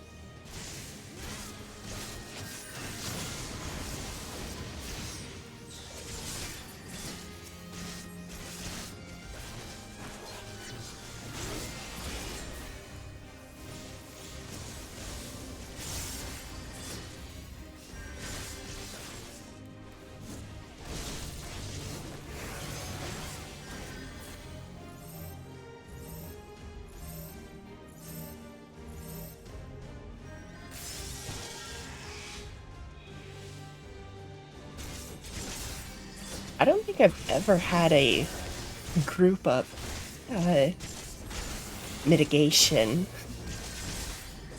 attack happen like that in a job duty.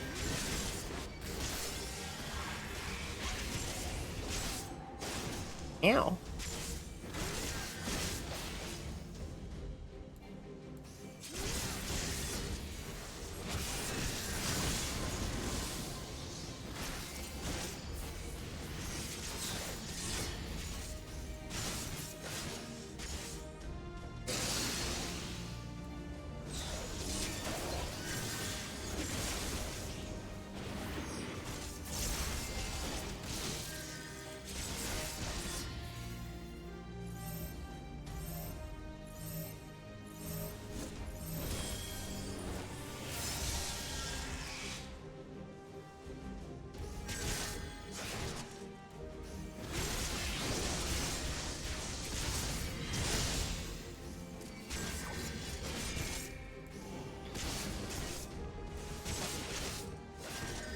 Okay. I was kind of worried.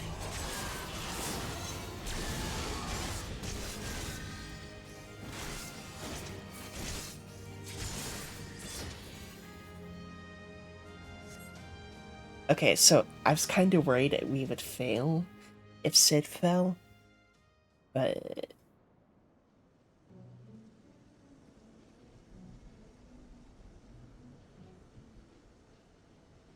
it's fine. Well done, Yuna. Well done indeed. Frey would be proud to know that you would carry on his legacy. And mine. And Sid, my boy. My beloved boy. You nearly had me. Oh, spare me your sympathy, you bloody shade. I lost, and that's the end of it. Kept Riel and Yuna out of harm's way, Sid. You did well. Learn to shut up and take a compliment.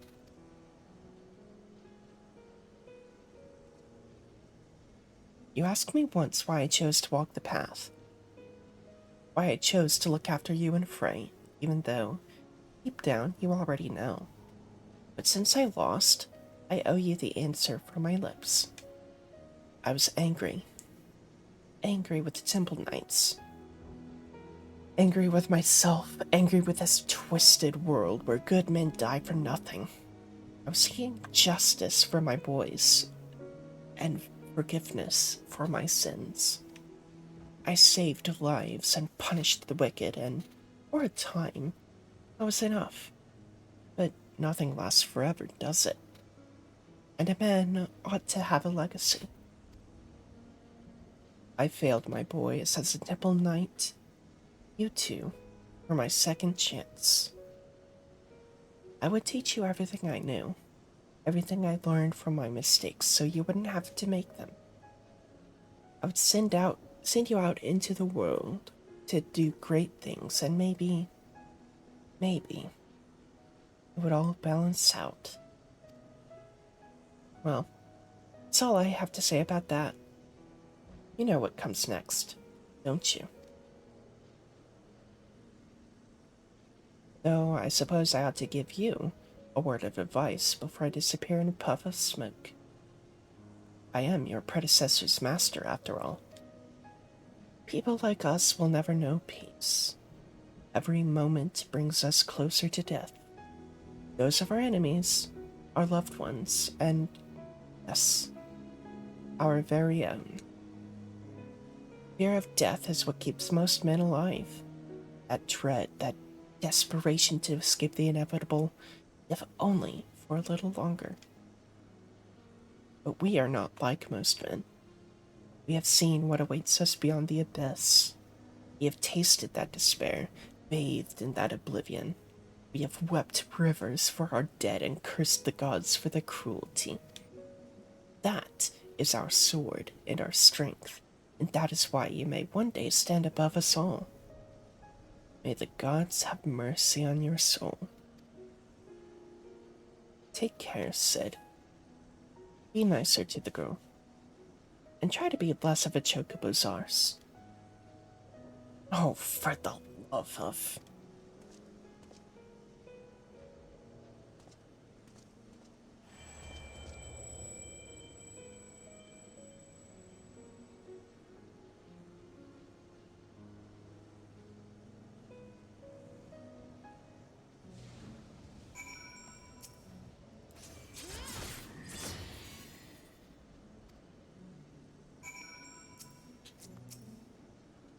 Good, good. Glad to see it all worked out in the end. As for you, Mist, I distinctly recall telling you not to do that. Forgive me, but I know it would come to violence. I... Don't you dare start pouting. I'm annoyed, and sore all over, but it's nothing that won't heal with time. All I ask is that you promise not to do it again without warning and consent. Memories can be powerful and painful, in more ways than one. That said, he was right. I've only myself to blame, and so I didn't. Ugh. His injuries are worse than I thought. You should hurry back to Mako. For a moment, I was certain he would fly into a fury. Could it be that he is grateful for the experience after all? Then it was not in vain. Tired and broken though he may be, he is nevertheless better for the pain, and in time, we too may be. There is still hope. Redemption is not beyond us.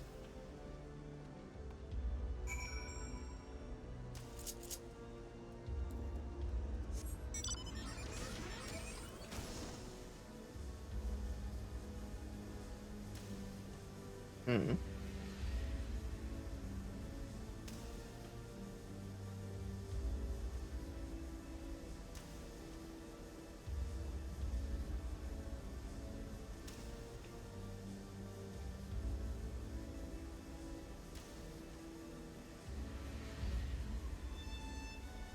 I was just about to ask, are they like all the way in Mogcomb or just chilling outside?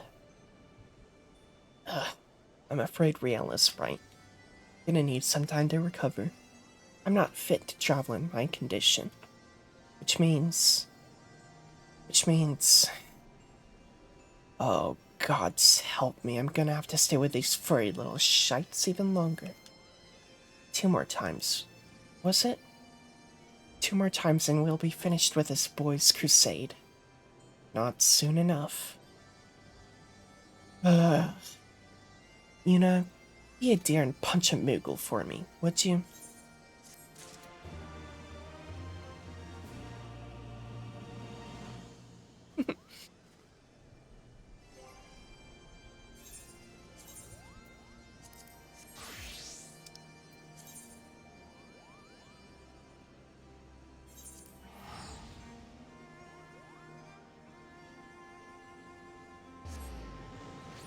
Okay.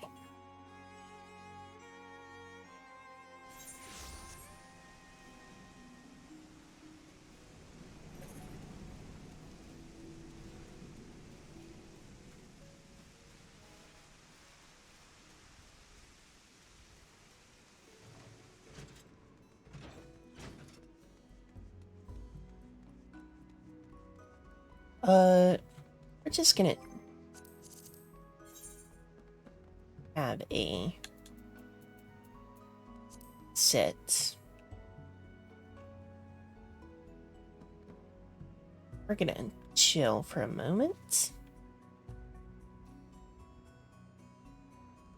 I will be back shortly.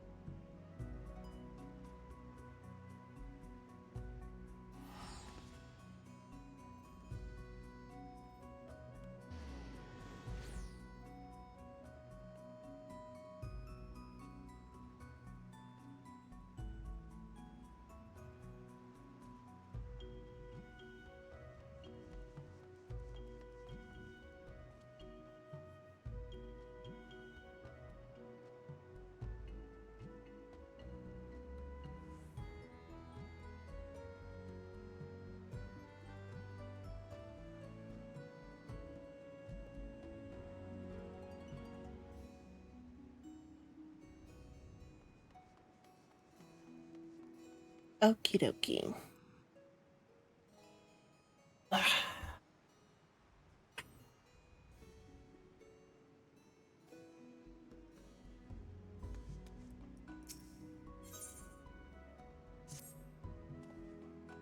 Greetings, Yuna. Arya and I have begun wading through a sea of ancient text.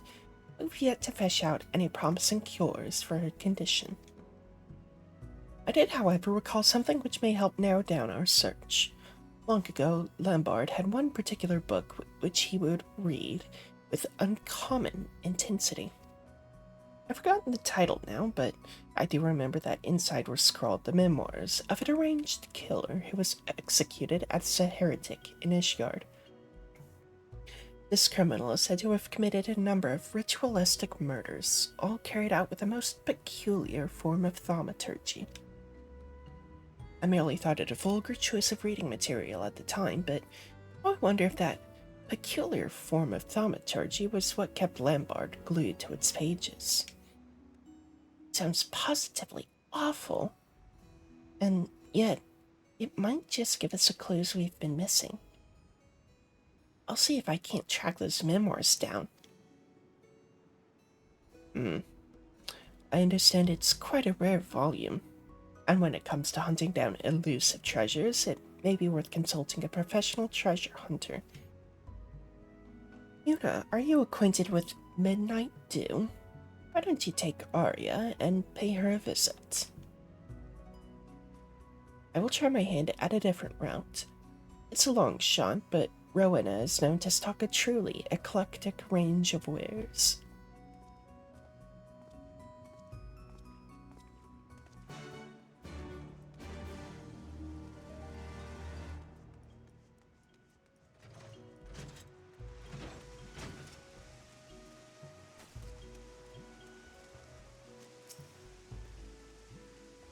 Ah, it's you. Something you need. The heretic's memoirs for the young lady here? Bit of an odd request, but who am I to judge? Arya? Oh, so you're working with Sorrentia then? Thought you wanted it for some sort of tasteless personal collection. Let me think now. Guardian heretic. Ritualistic killings. Oh, hells, and couldn't be. One of my fellow salvagers was just telling tales of a treasure he'd spied in the great Cubal library. A rare book called Nightkin. Claims he glimpsed the title as he was running for his life through Rhapsody's quadrangle. It is a sought-after tome for collectors of the macabre, said to be written by an Ishgardian murderer who believed himself some manner of demon. Half a diary, half a grimoire, chock full of bloody lunacy. Well, it certainly fits the description. We should head back to Rowena's and share the news with Saru. Thank you for your help, Midnight.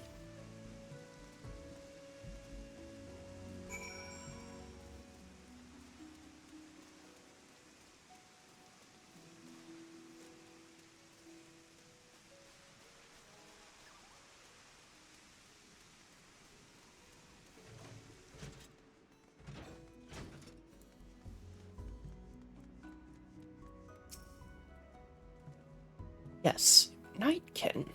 That was the title. Written by a killer who thought himself born of fiends. Such a belief would certainly bring a crazed heretic in Ishgard. But I suspect the truth is he was much like Lambard, a mage who delved too deeply in the forbidden arts. Sorry, I was moving my drink out of the way of my mouse so I could ban a bot.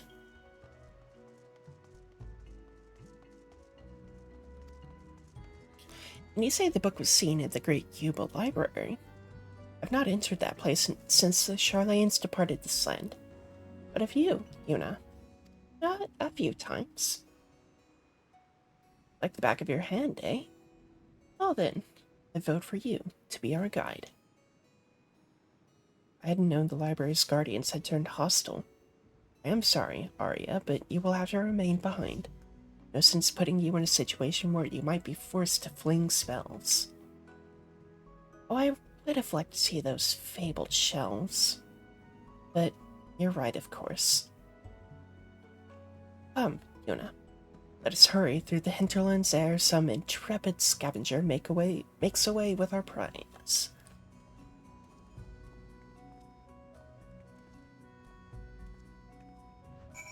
Dude, Arya's dress is adorable. I fucking love it.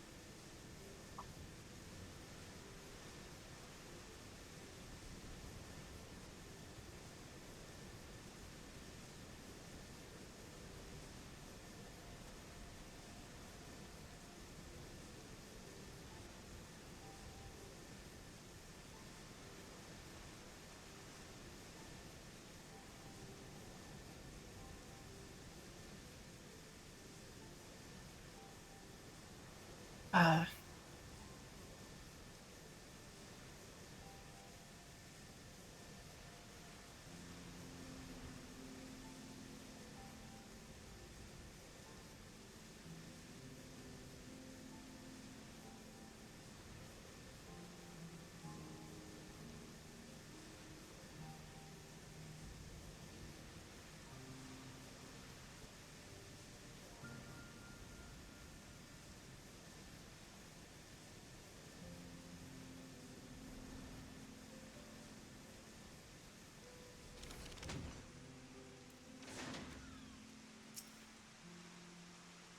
right. Let's not dawdle once we're inside. Make straight for Rhapsody's quadrangle, and leave as soon as we've acquired the tome. From what I remember, the book Lambard would read was of a fair thickness and bound in leather covers. Hopefully it will not be too difficult to find.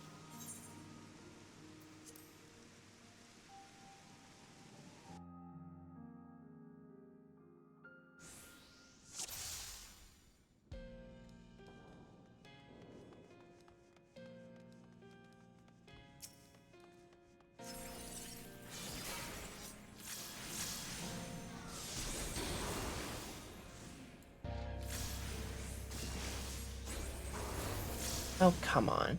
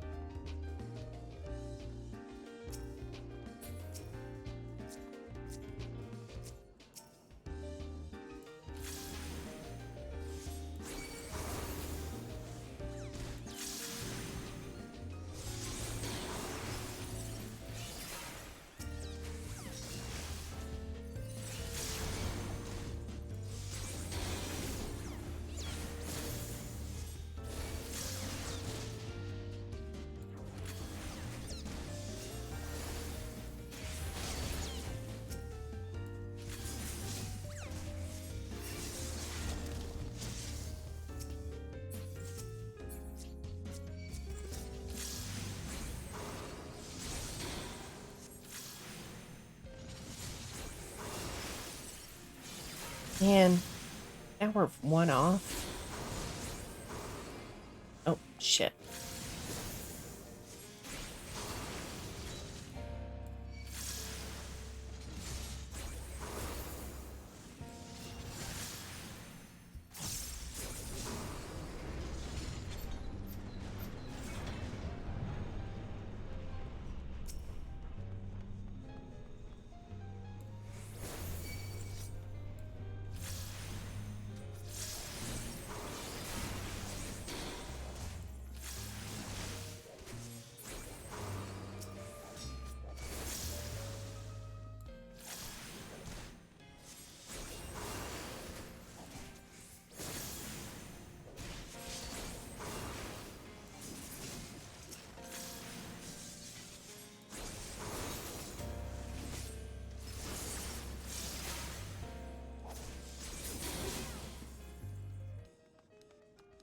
Oh well.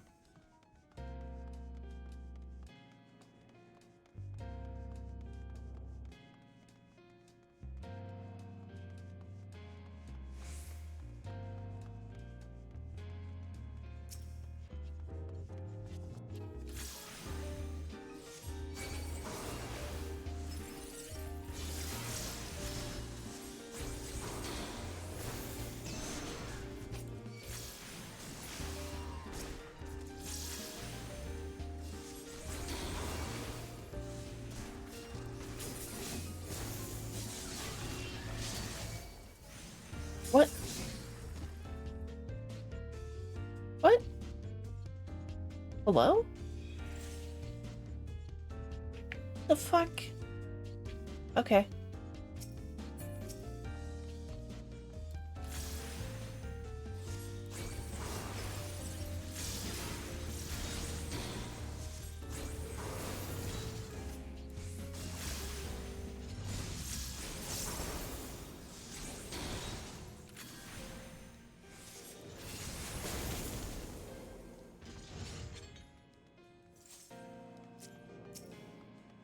Uh...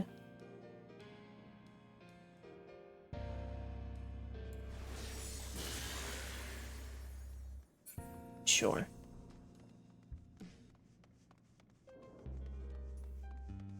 Oh, we got a lot of books.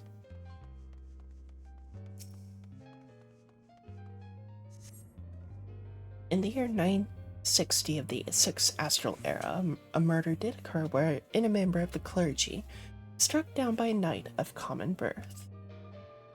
The knight, whose name was Trefanio, wet his blade in the priest's blood after witnessing the unspeakable abuse of an orphan waif under the pretense of an exorcism. May his conviction in the face of corrupted faith be praised.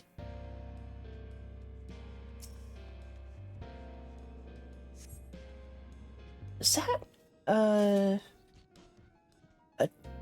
is that Dark Knight lore, then? Pages contain incredibly detailed pictures of female deities in various stages of undress.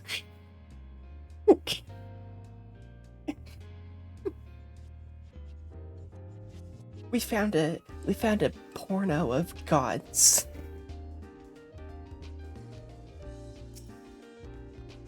Oh, that's awesome.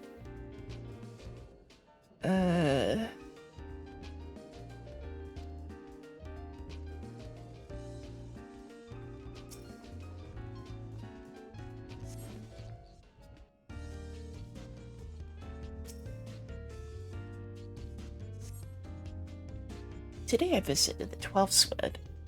Lady Amandine of the Dartoncours, a regular patron of mine, bid me call upon her household.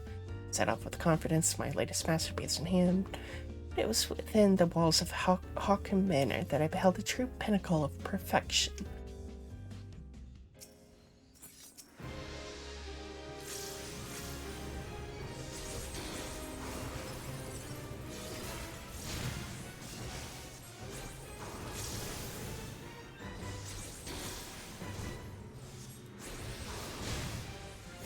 Ow.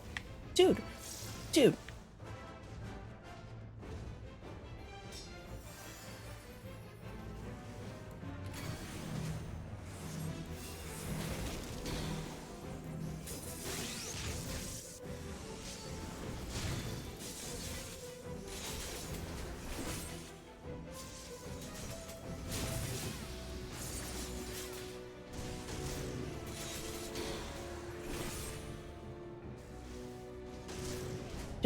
What? What the fuck?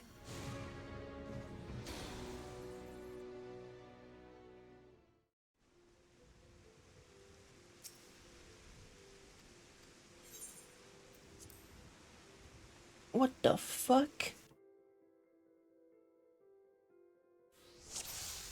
Hold on. Do I not have the cure? Oh, I do. Oh, I'm an idiot. Okay.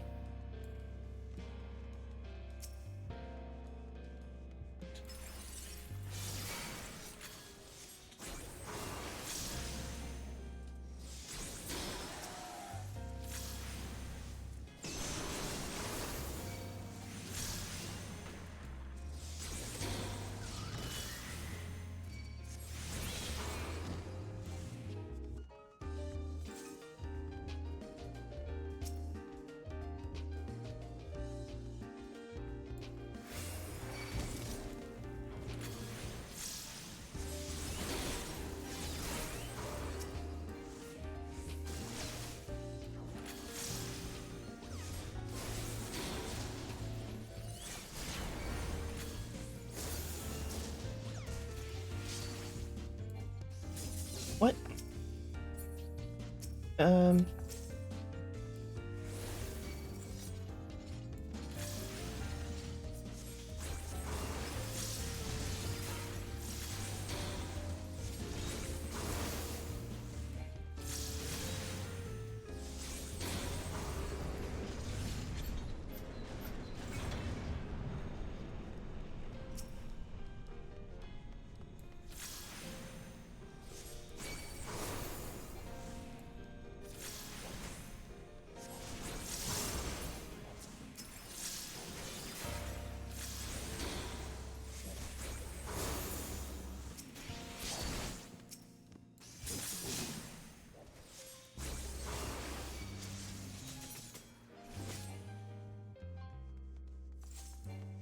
okay.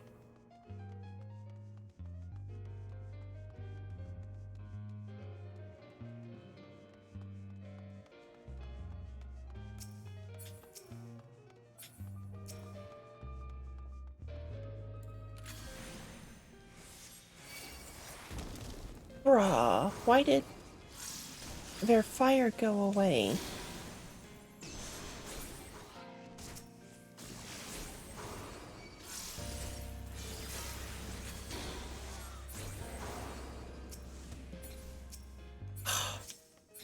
Bruh.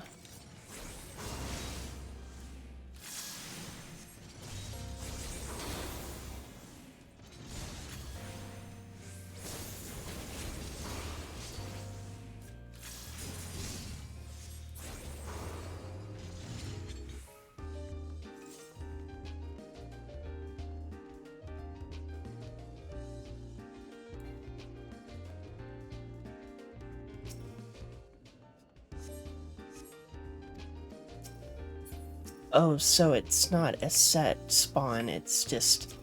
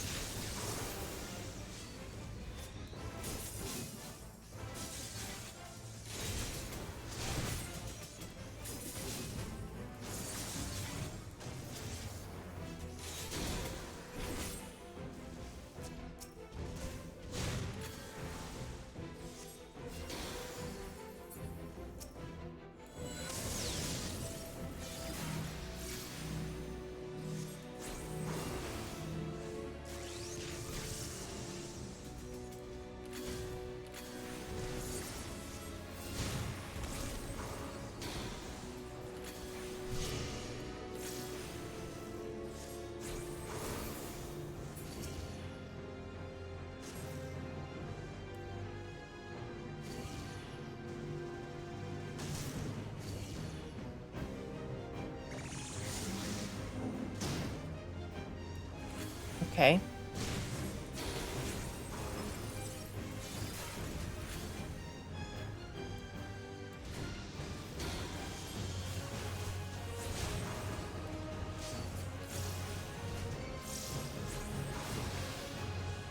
Oh.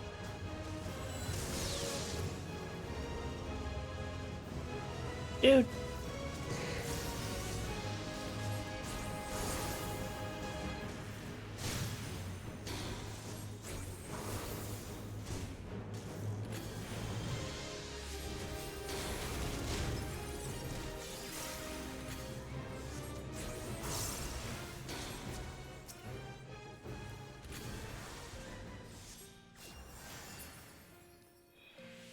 Oh.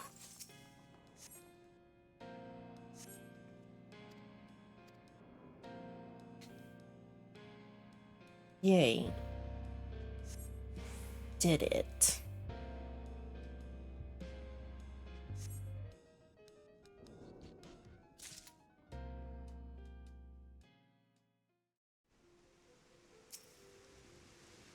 You did well in there, Yuna. I've never known acquiring a book from a library to be such a strenuous endeavor. May I see the tome?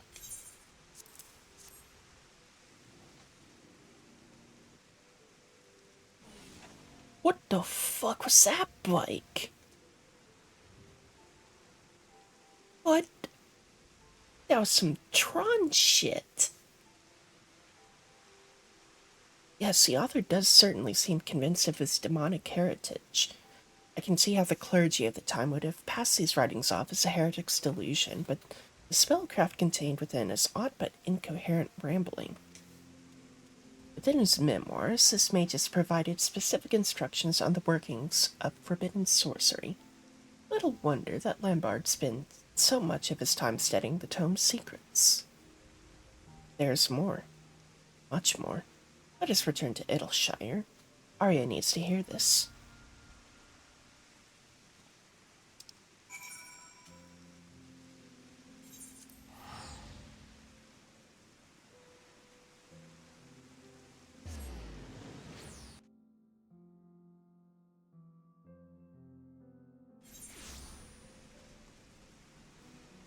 Oh, give me one moment. I was expecting a package today, and it just got delivered, so...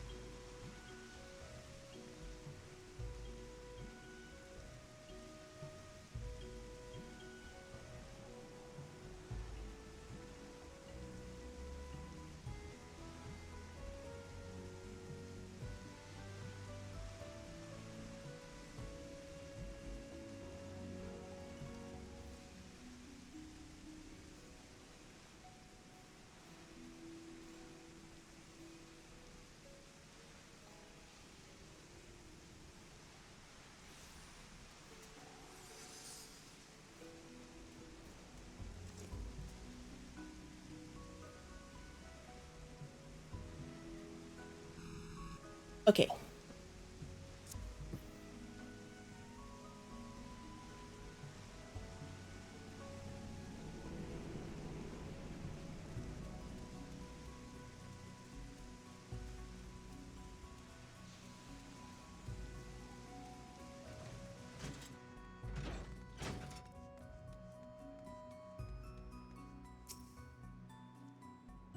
Just finished slogging through the last pages of the Nightkin. There were truths I discovered which made it difficult to continue, but amongst a mounting sense of horror, I found hope. Well, there happened one. Thus I bid you listen until the end of my tale. I shall begin with the author himself.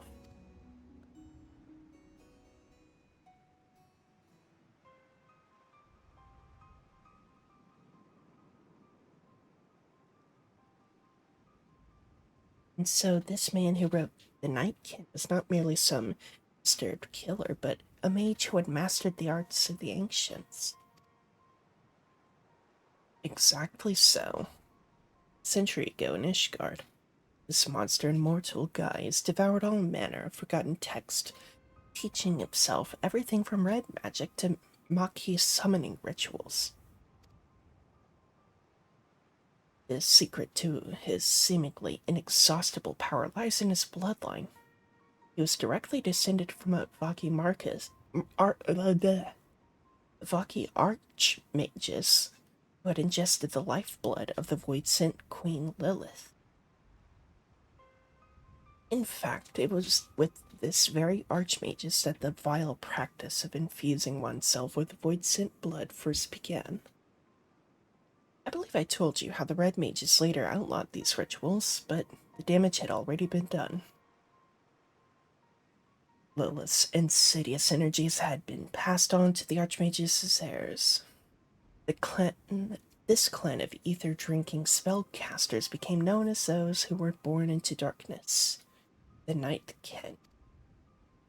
The revelation which truly shook me, however, was yet to come. I discovered that Lambard was a scion of the Night King clan, and quite likely, so are you, Arya. The book's author was of the Kalawais family, a surname shared by Lambard.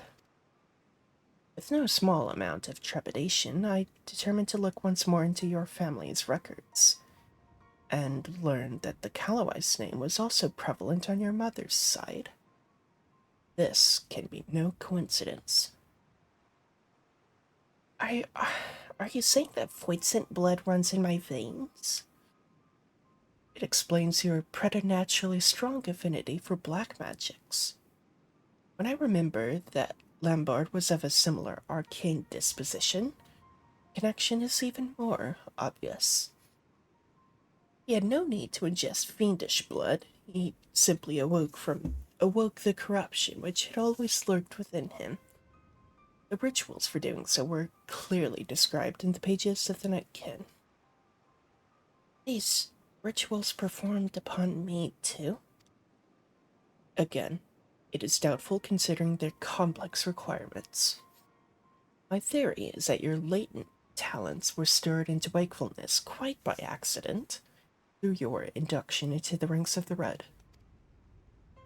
I wonder, however, why the same awakening that took years for Lambard occurred so swiftly in you. An innate affinity, mayhap. Whatever the case, that this unstable condition was triggered by your desire for control certainly explained Lambard's parting barb about the injustice of your fate.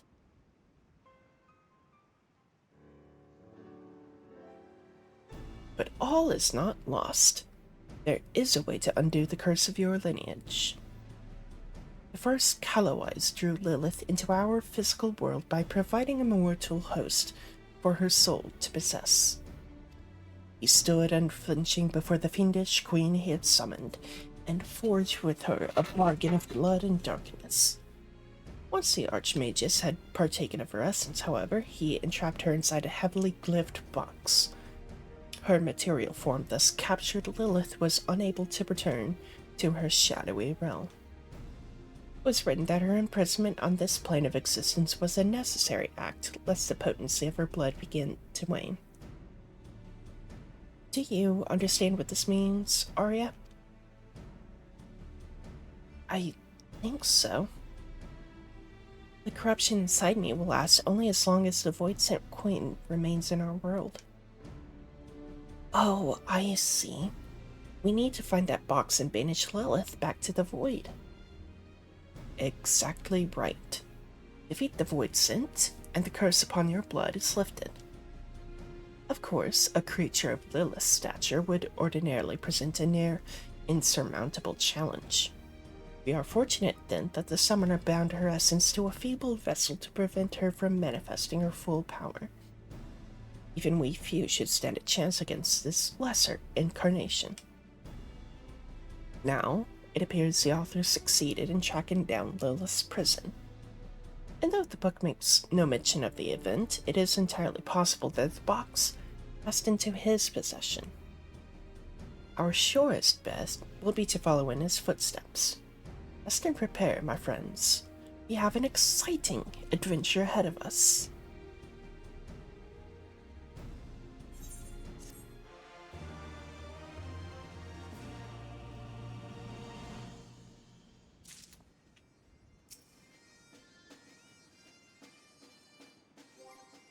Ugh.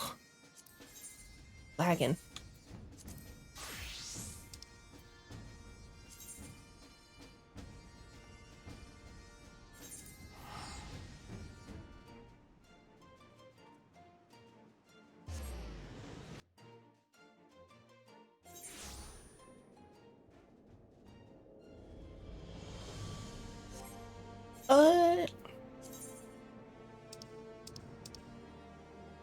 Do I want a radio cowgirl? I kind of want a desperado. Yeah.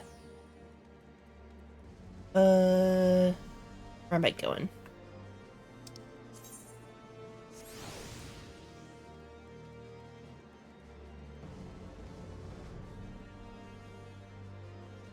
Oh, shit. Okay. I thought I could make it the full way down, but I've somewhat to share with you, Yuna. Pulled a scrap of parchment from a campfire I found out by hemlock, and the bits what were blackened and burnt were an interesting read. Seems it was a contract of a sort, promising the sale of a historically significant blade to a certain Lomensan merchant. Give you one good guess as to which bloody blade it's referring to. Lomensan broke. That Lomensan bloke never gives a name, but he's famous for building a trade empire on the ashes of Calamity. There's rumors aplenty as to why the shifty bug is so successful, and not a few of them point to a profit made from black market goods. Well, turns out that this infamous merchant was stopped at a checkpoint on the border. Temple Knights there were keeping an eye out for the stolen sword, and reported that the trader was last seen making for Boulder Downs. Seems to match up with what we read in the contract, eh? We need to find that merchant and wait until the thief shows up with the blade. What say you both? I can count on you to come along, right? Oh, just you hold on there, miss. Took your instructor job, but that don't mean you can drag me into the fray to wipe your goddamn asses. No one's saying you have to do any fighting. Think of it as a chance to train us in the field. Even if you might need to dodge a bullet or two.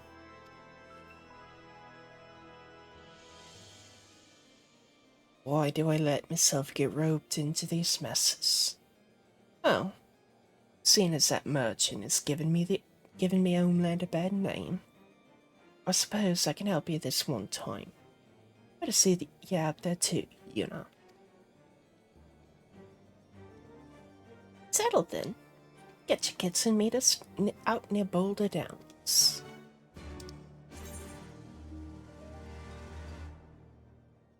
Oh.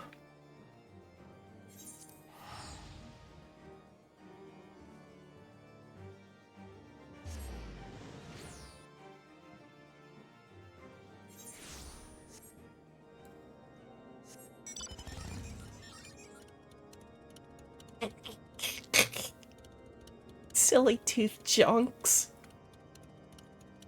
Oh, Godspeed. You fucking legend.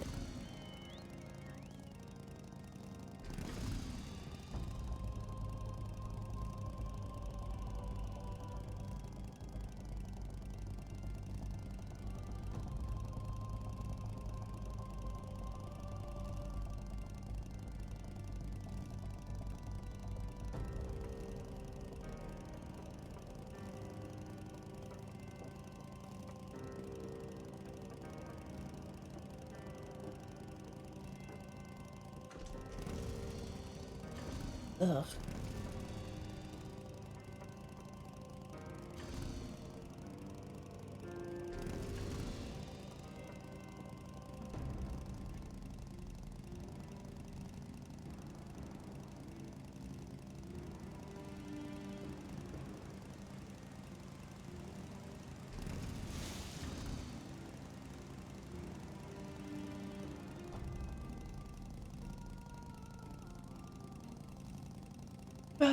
I'm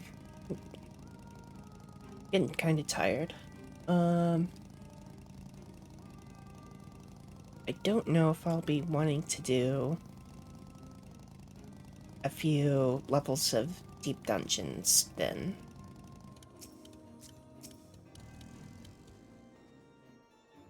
We found the merchant. We found the merchant, you know. He's out there doing a deal as we speak. First, we need to make sure his customer is the thieving bastard we're looking for. Sim, grab another hound and sniff out the situation.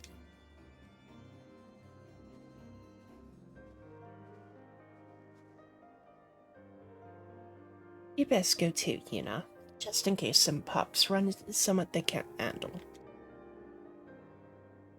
If Sim fouls us up, be sure to give him a good smack across the snap from me.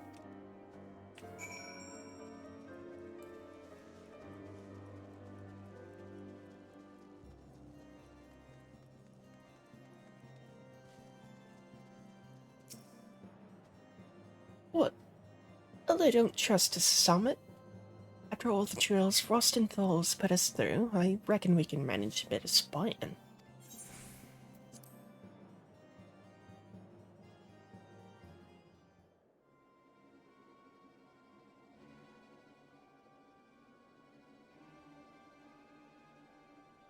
Are you certain of this?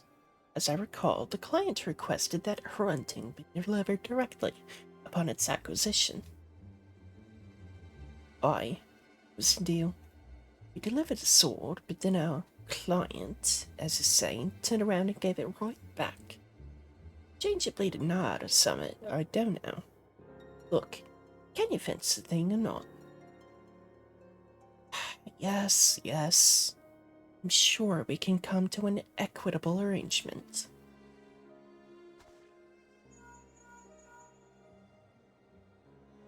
Oi, this is a bloke. Yes, ma'am. He's got the sword. Understood. You're just getting ready to charge in. Wait here for the rest of the hounds.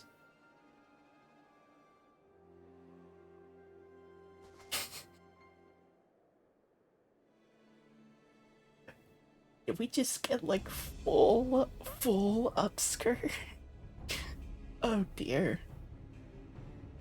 The Sacred Blade Hunting. An impressive piece heavy with history and tradition. Should fetch a fine price with the right buyer. Well, thank the bloody gods for that. Now, about our share. I've got something to share with you right here, brigand. Who in the bloody hell's are you?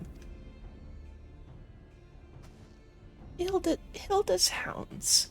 We uphold the law in Ishgard, and you are all suspects in the theft of the Sacred Blade Hunting. Ishgardian soldiers? I'll not risk my life against you fanatics. Get back here, you coward. I don't know how you found us, but you'll not be leaving here alive.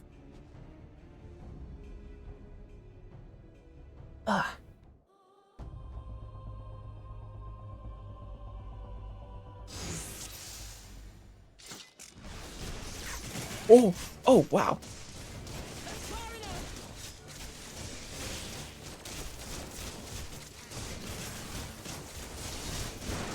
Oh my gods.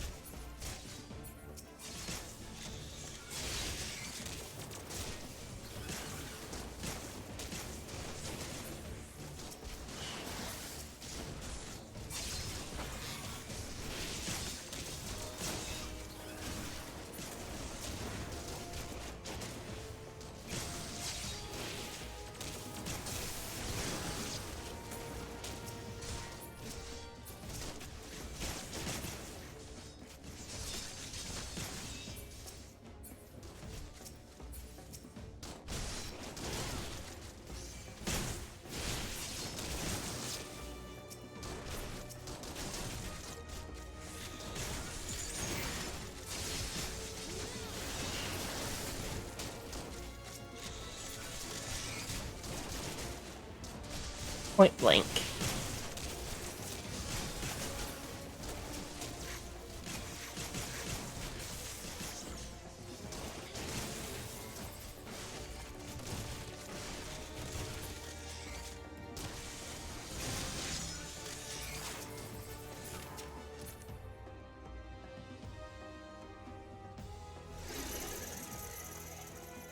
What?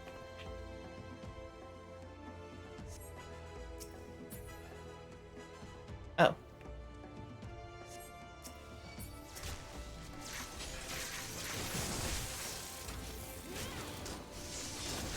I see you. Is that all you've got?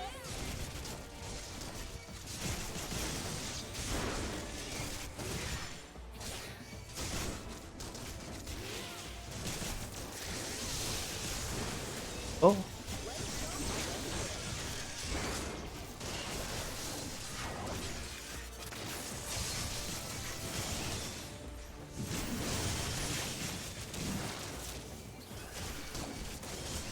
Oh. Oh. Oh, gods. Let's finish it.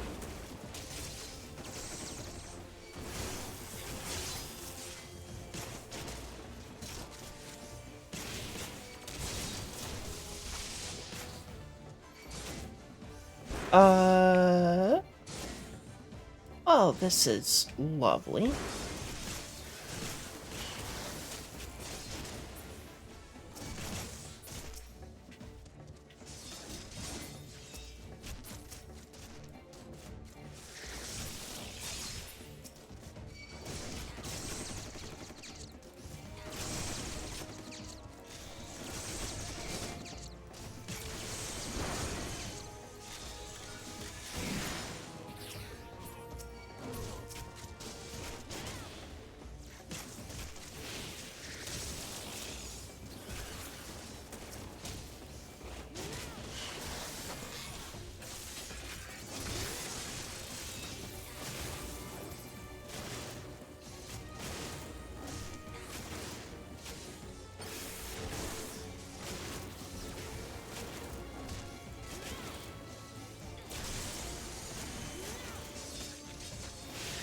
Oh.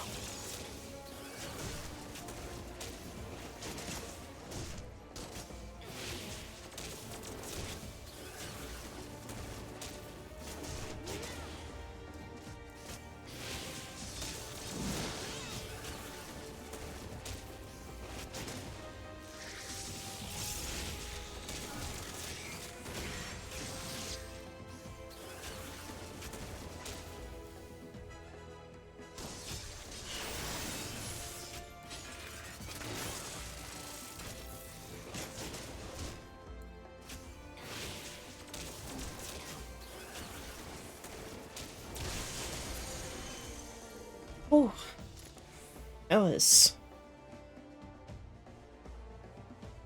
That was something. The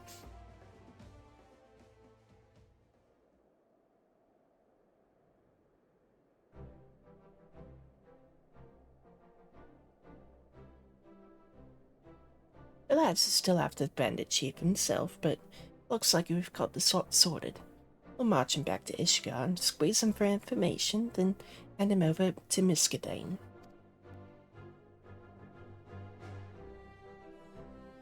We did it, Yuna. Got the sword back. The hounds have done well, eh? Hounds have done very well.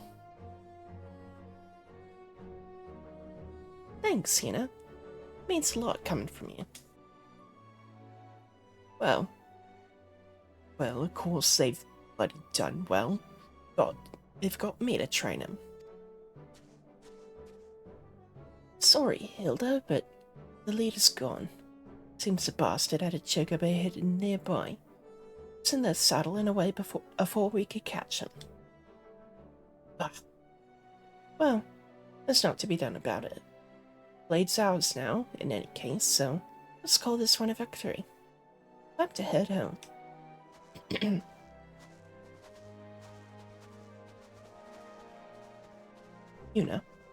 Think about it for a bit, would you? There's something we need to discuss.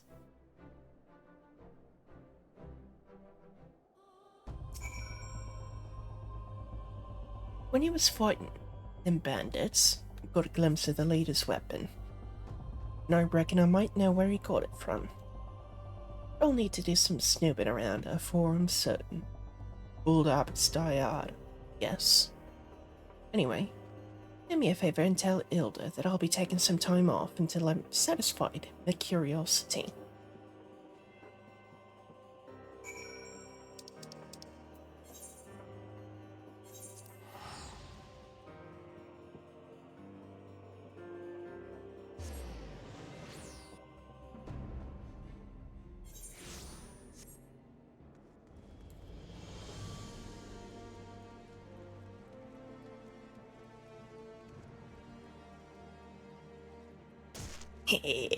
There we go, that's what I was trying to do earlier. Welcome back, Yuna. Wait, where's Rostenthal? Thought he was with you. Eh? Taking time off to chase after a hunch? The hell's is that old pirate up to? I guess we'll just have to muddle along without him while he's looking into that firearm business. Besides, I'd be lying if I said I wasn't a bit curious about it myself. About you, Yuna.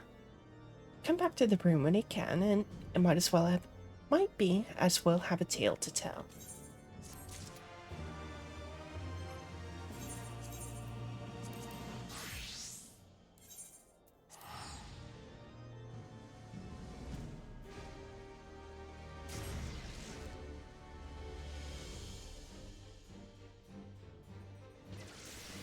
Yeah, I think this'll be the last little thing we do today.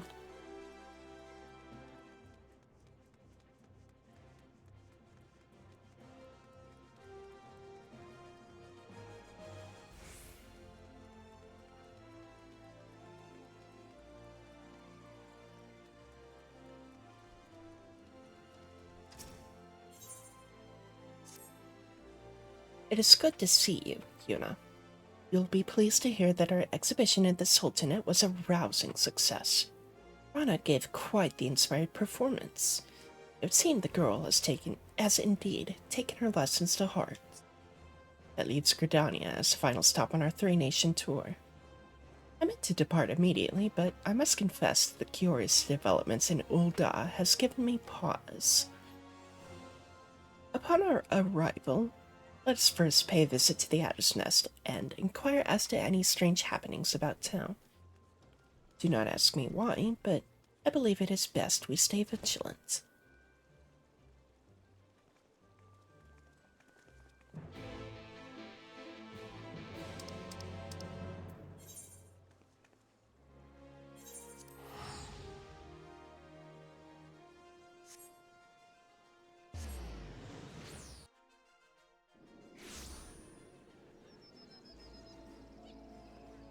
Oh! Was someone playing the guitar? Oh, oh lord, okay.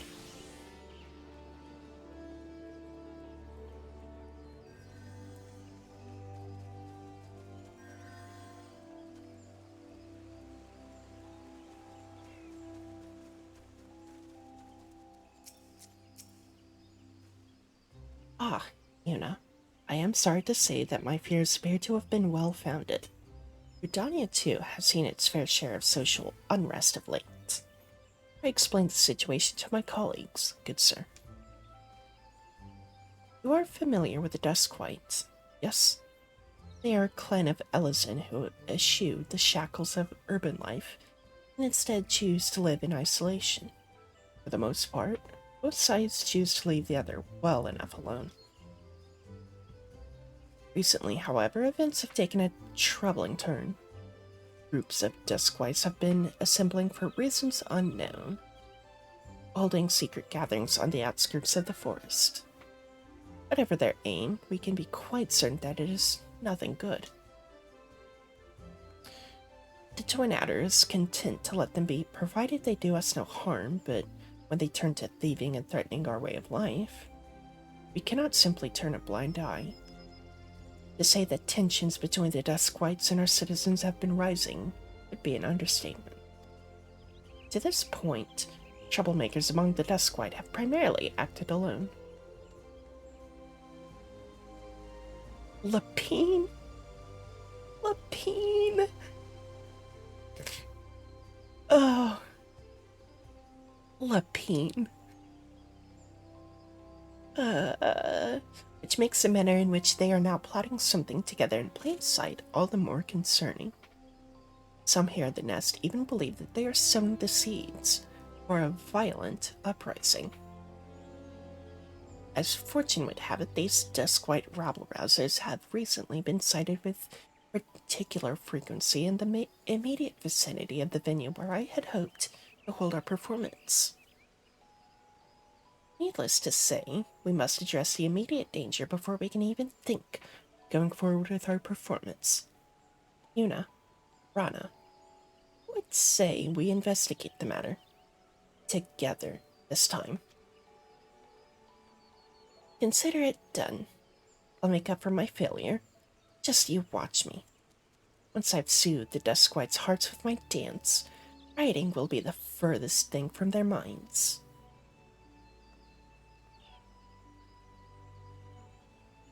Thank you, friends. That settles it, then. Leave the matter of the Duskwhite demagogues to my colleagues here. Excuse me.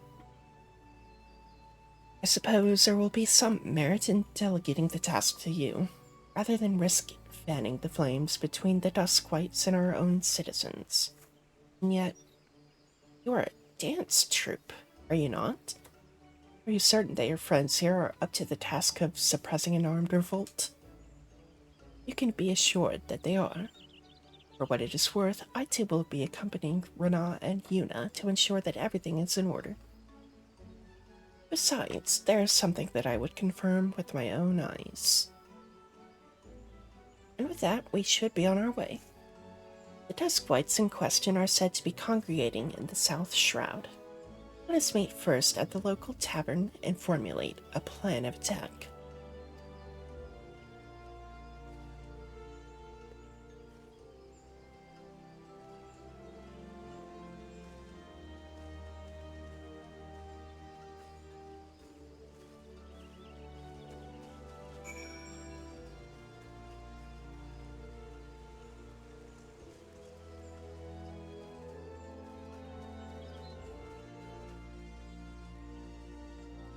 Okay.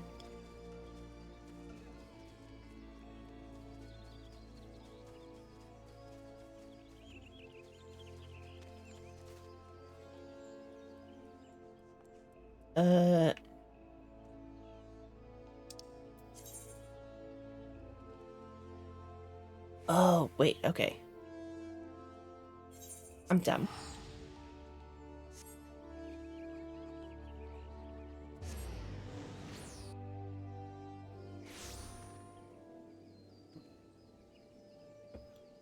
Stupid, even.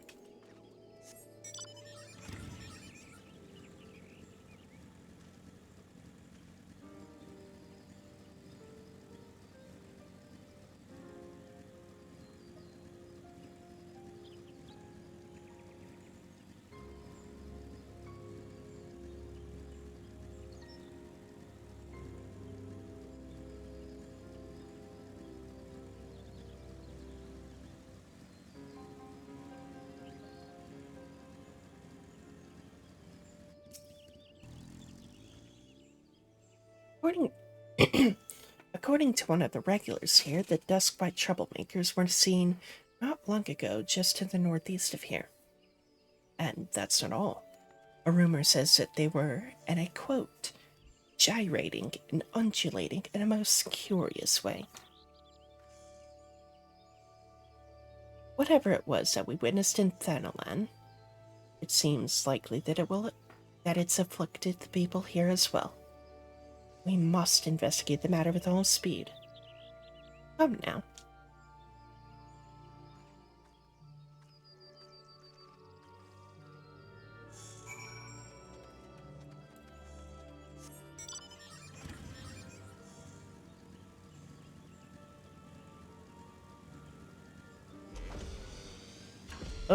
Oop, okay.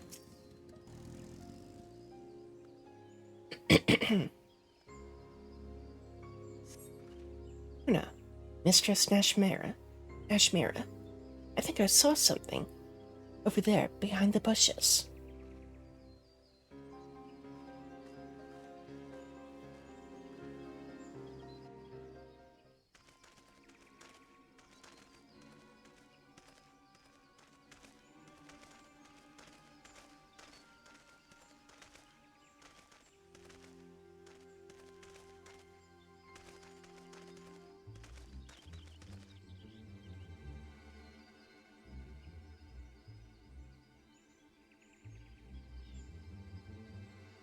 That's it.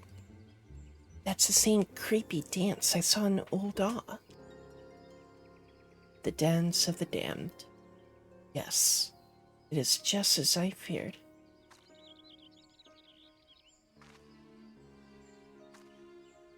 I'll explain everything in good time.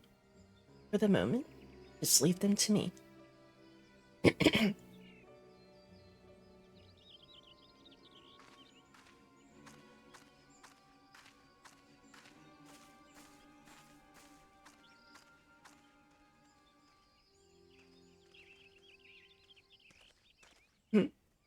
Begone, meddlers.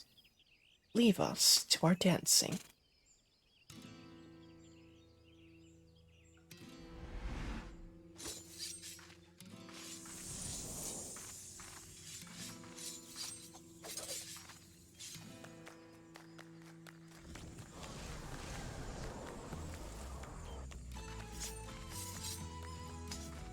Ah, the music. Holy shit. What? What in the... My legs. It's as if they have a mind of their own.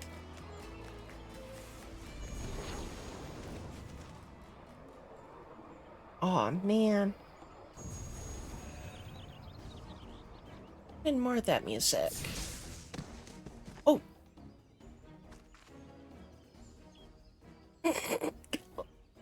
A little bit late for that call out, Rana. A little bit late.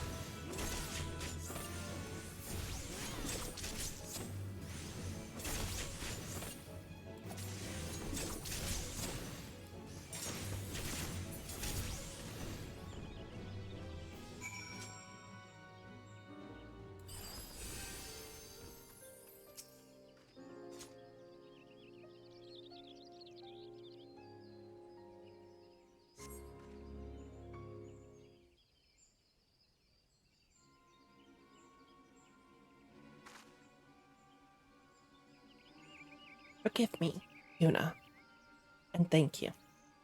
And to think of scolding poor Rana for her overconfidence. In my heyday, I would have made short work of that thing, but alas, those days are long behind me. Don't be too hard on yourself, Mistress Nashmera.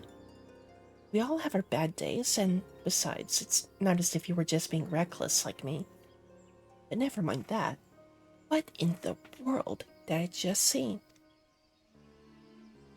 That creepy dance, that strange cloud of black ether. What does all of this mean, Mistress Nashmera? Come now, I know you know more than you've let on. I do, and I fully intend to share my knowledge with you. Once I have seen what I must see with my own two eyes. In the meantime, someone should hand over these men to the Twin Adders. I suppose you're right, and we must treat your wounds as well. Yuna, could I ask you to return to the Adder's Nest and deliver a report? I'll tend to Mistress Nashmira's scratches and see that no other troublemaking Duskwights show up.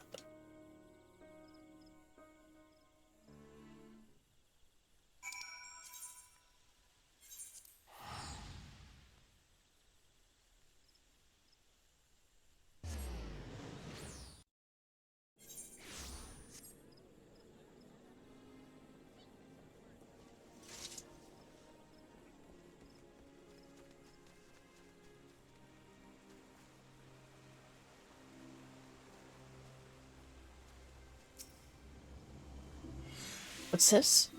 You apprehended the Duskwight miscreants for us. Splendid. On behalf of all of Gridania, you have our gratitude. We will dispatch a unit to the South Shroud at once.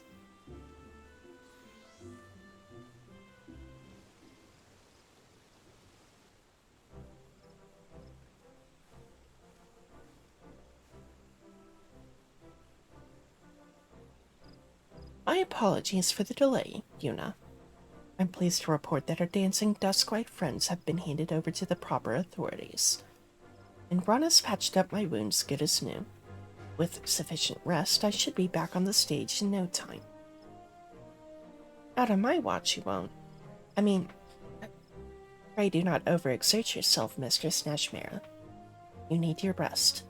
I told you I could have handed over the culprits myself. I know, Rana. And yet, I wanted to be there myself when they awoke. It played out exactly as I expected.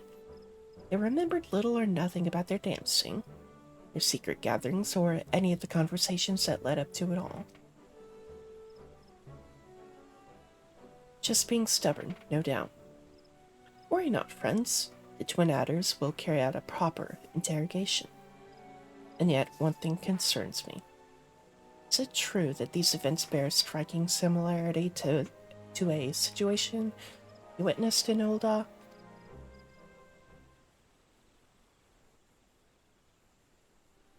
What we have witnessed is none other than the Toten Tanz, the dance of the damned.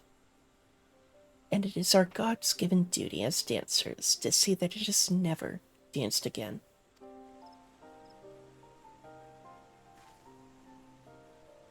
The dance of the damned? Our mission? Whatever are you rambling about, Mistress Nashmira? I thought our mission was to lend strength and succor to the suffering and lift the spirits of the realm. That it is.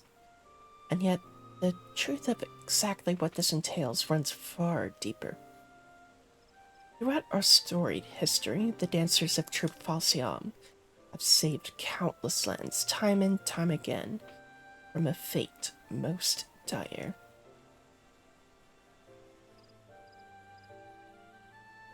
When war and calamity ravage the land, fear and anger fill men's hearts. These emotions fester, acting with the ether around us, and the air we breathe, ground beneath our feet, form an etheric manifestation of the malaise that spreads like a dark cloud up across the land. The weak, the downtrodden, the scorned and suffering. Sadly, it is these people who are oft the quickest to fall prey to dark despair. Left unchecked, the shadow fully consumes them. Their hearts, their minds. In the end, even the control of their very limbs is taken from them.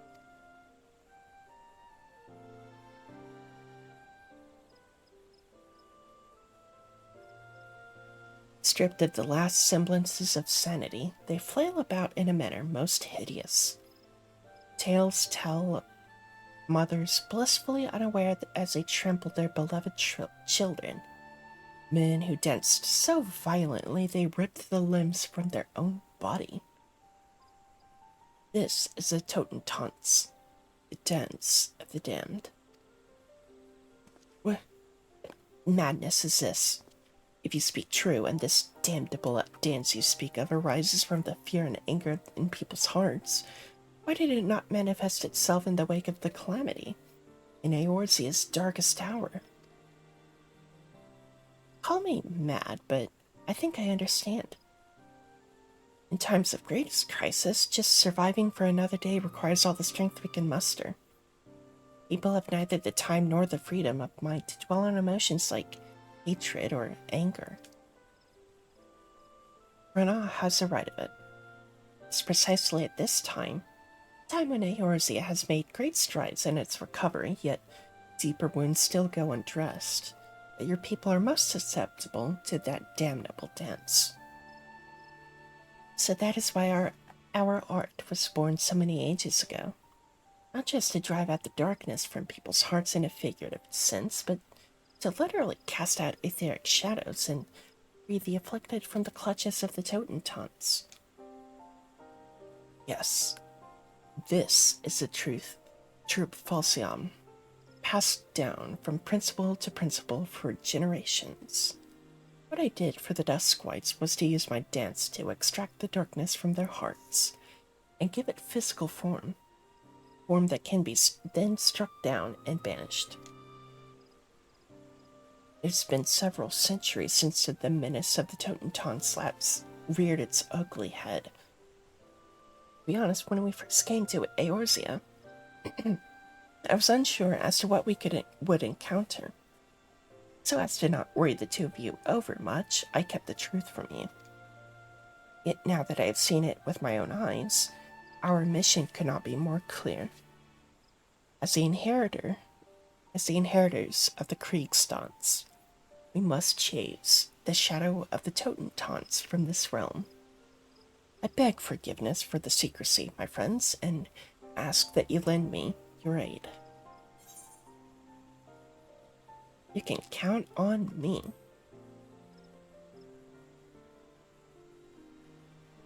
Of course you can count on us. After all, Yuna and I are dancers of the troupe Falsiamer too. And it's like you always say, a dancer never abandons her partner. Why should you have to carry the burden of saving the whole realm, all by yourself? Rana, Yuna, after all of my harsh words and hidden truths, you are far too kind. I must confess that I am still struggling to understand all this, but one thing is clear. This dancing epidemic you speak of poses a grave danger to our realm. I'll contact the other Grand companies immediately and apprise them of the threat. Should there be any reports of similar phenomena in other nations, we would like to call upon you to deal with the matter. Forgive us the imposition, but clearly this is beyond our ability. Leave it to us. Nothing would honor us more than if the nations of Eorzea would place their trust in true Falsiam and allow us to perform for their people.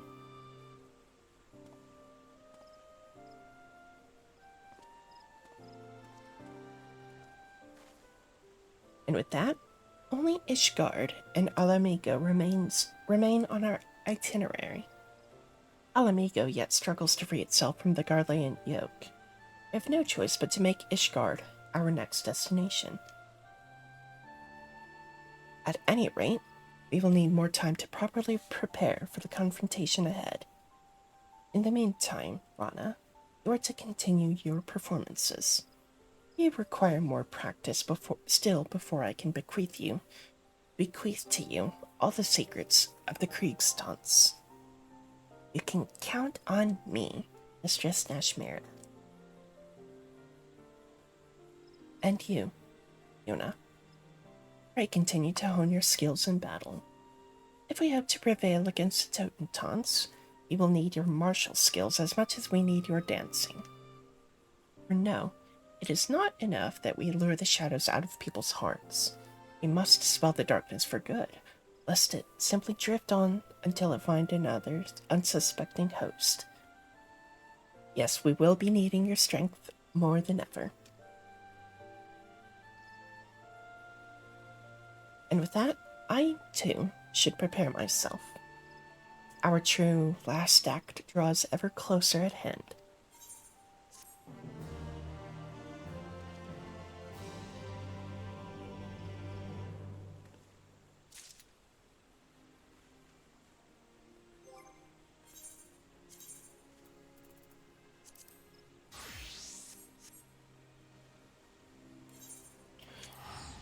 Okay.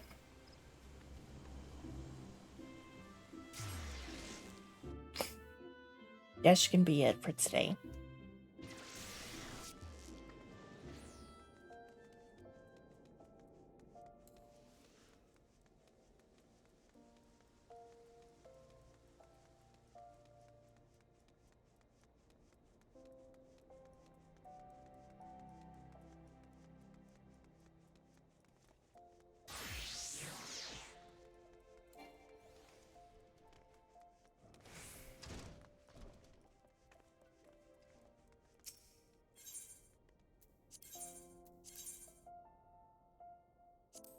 Let's repair my shit and then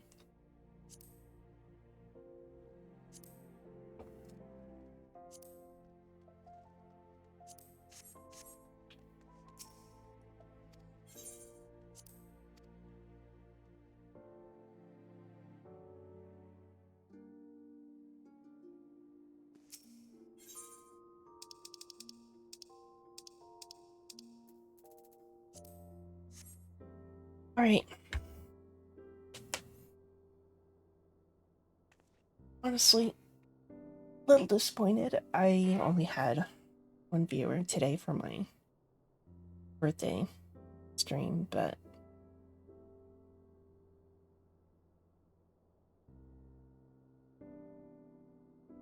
what can you do?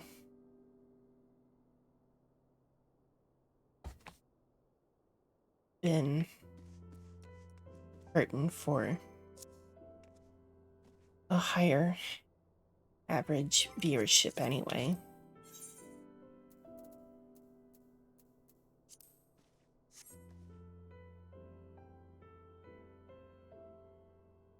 It's whatever. No, no. Go back.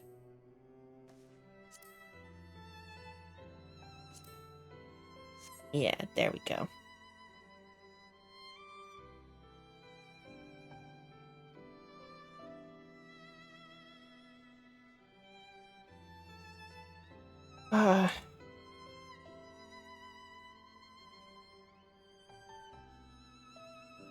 Yeah, I'll be back Sunday. I should. Hopefully I will.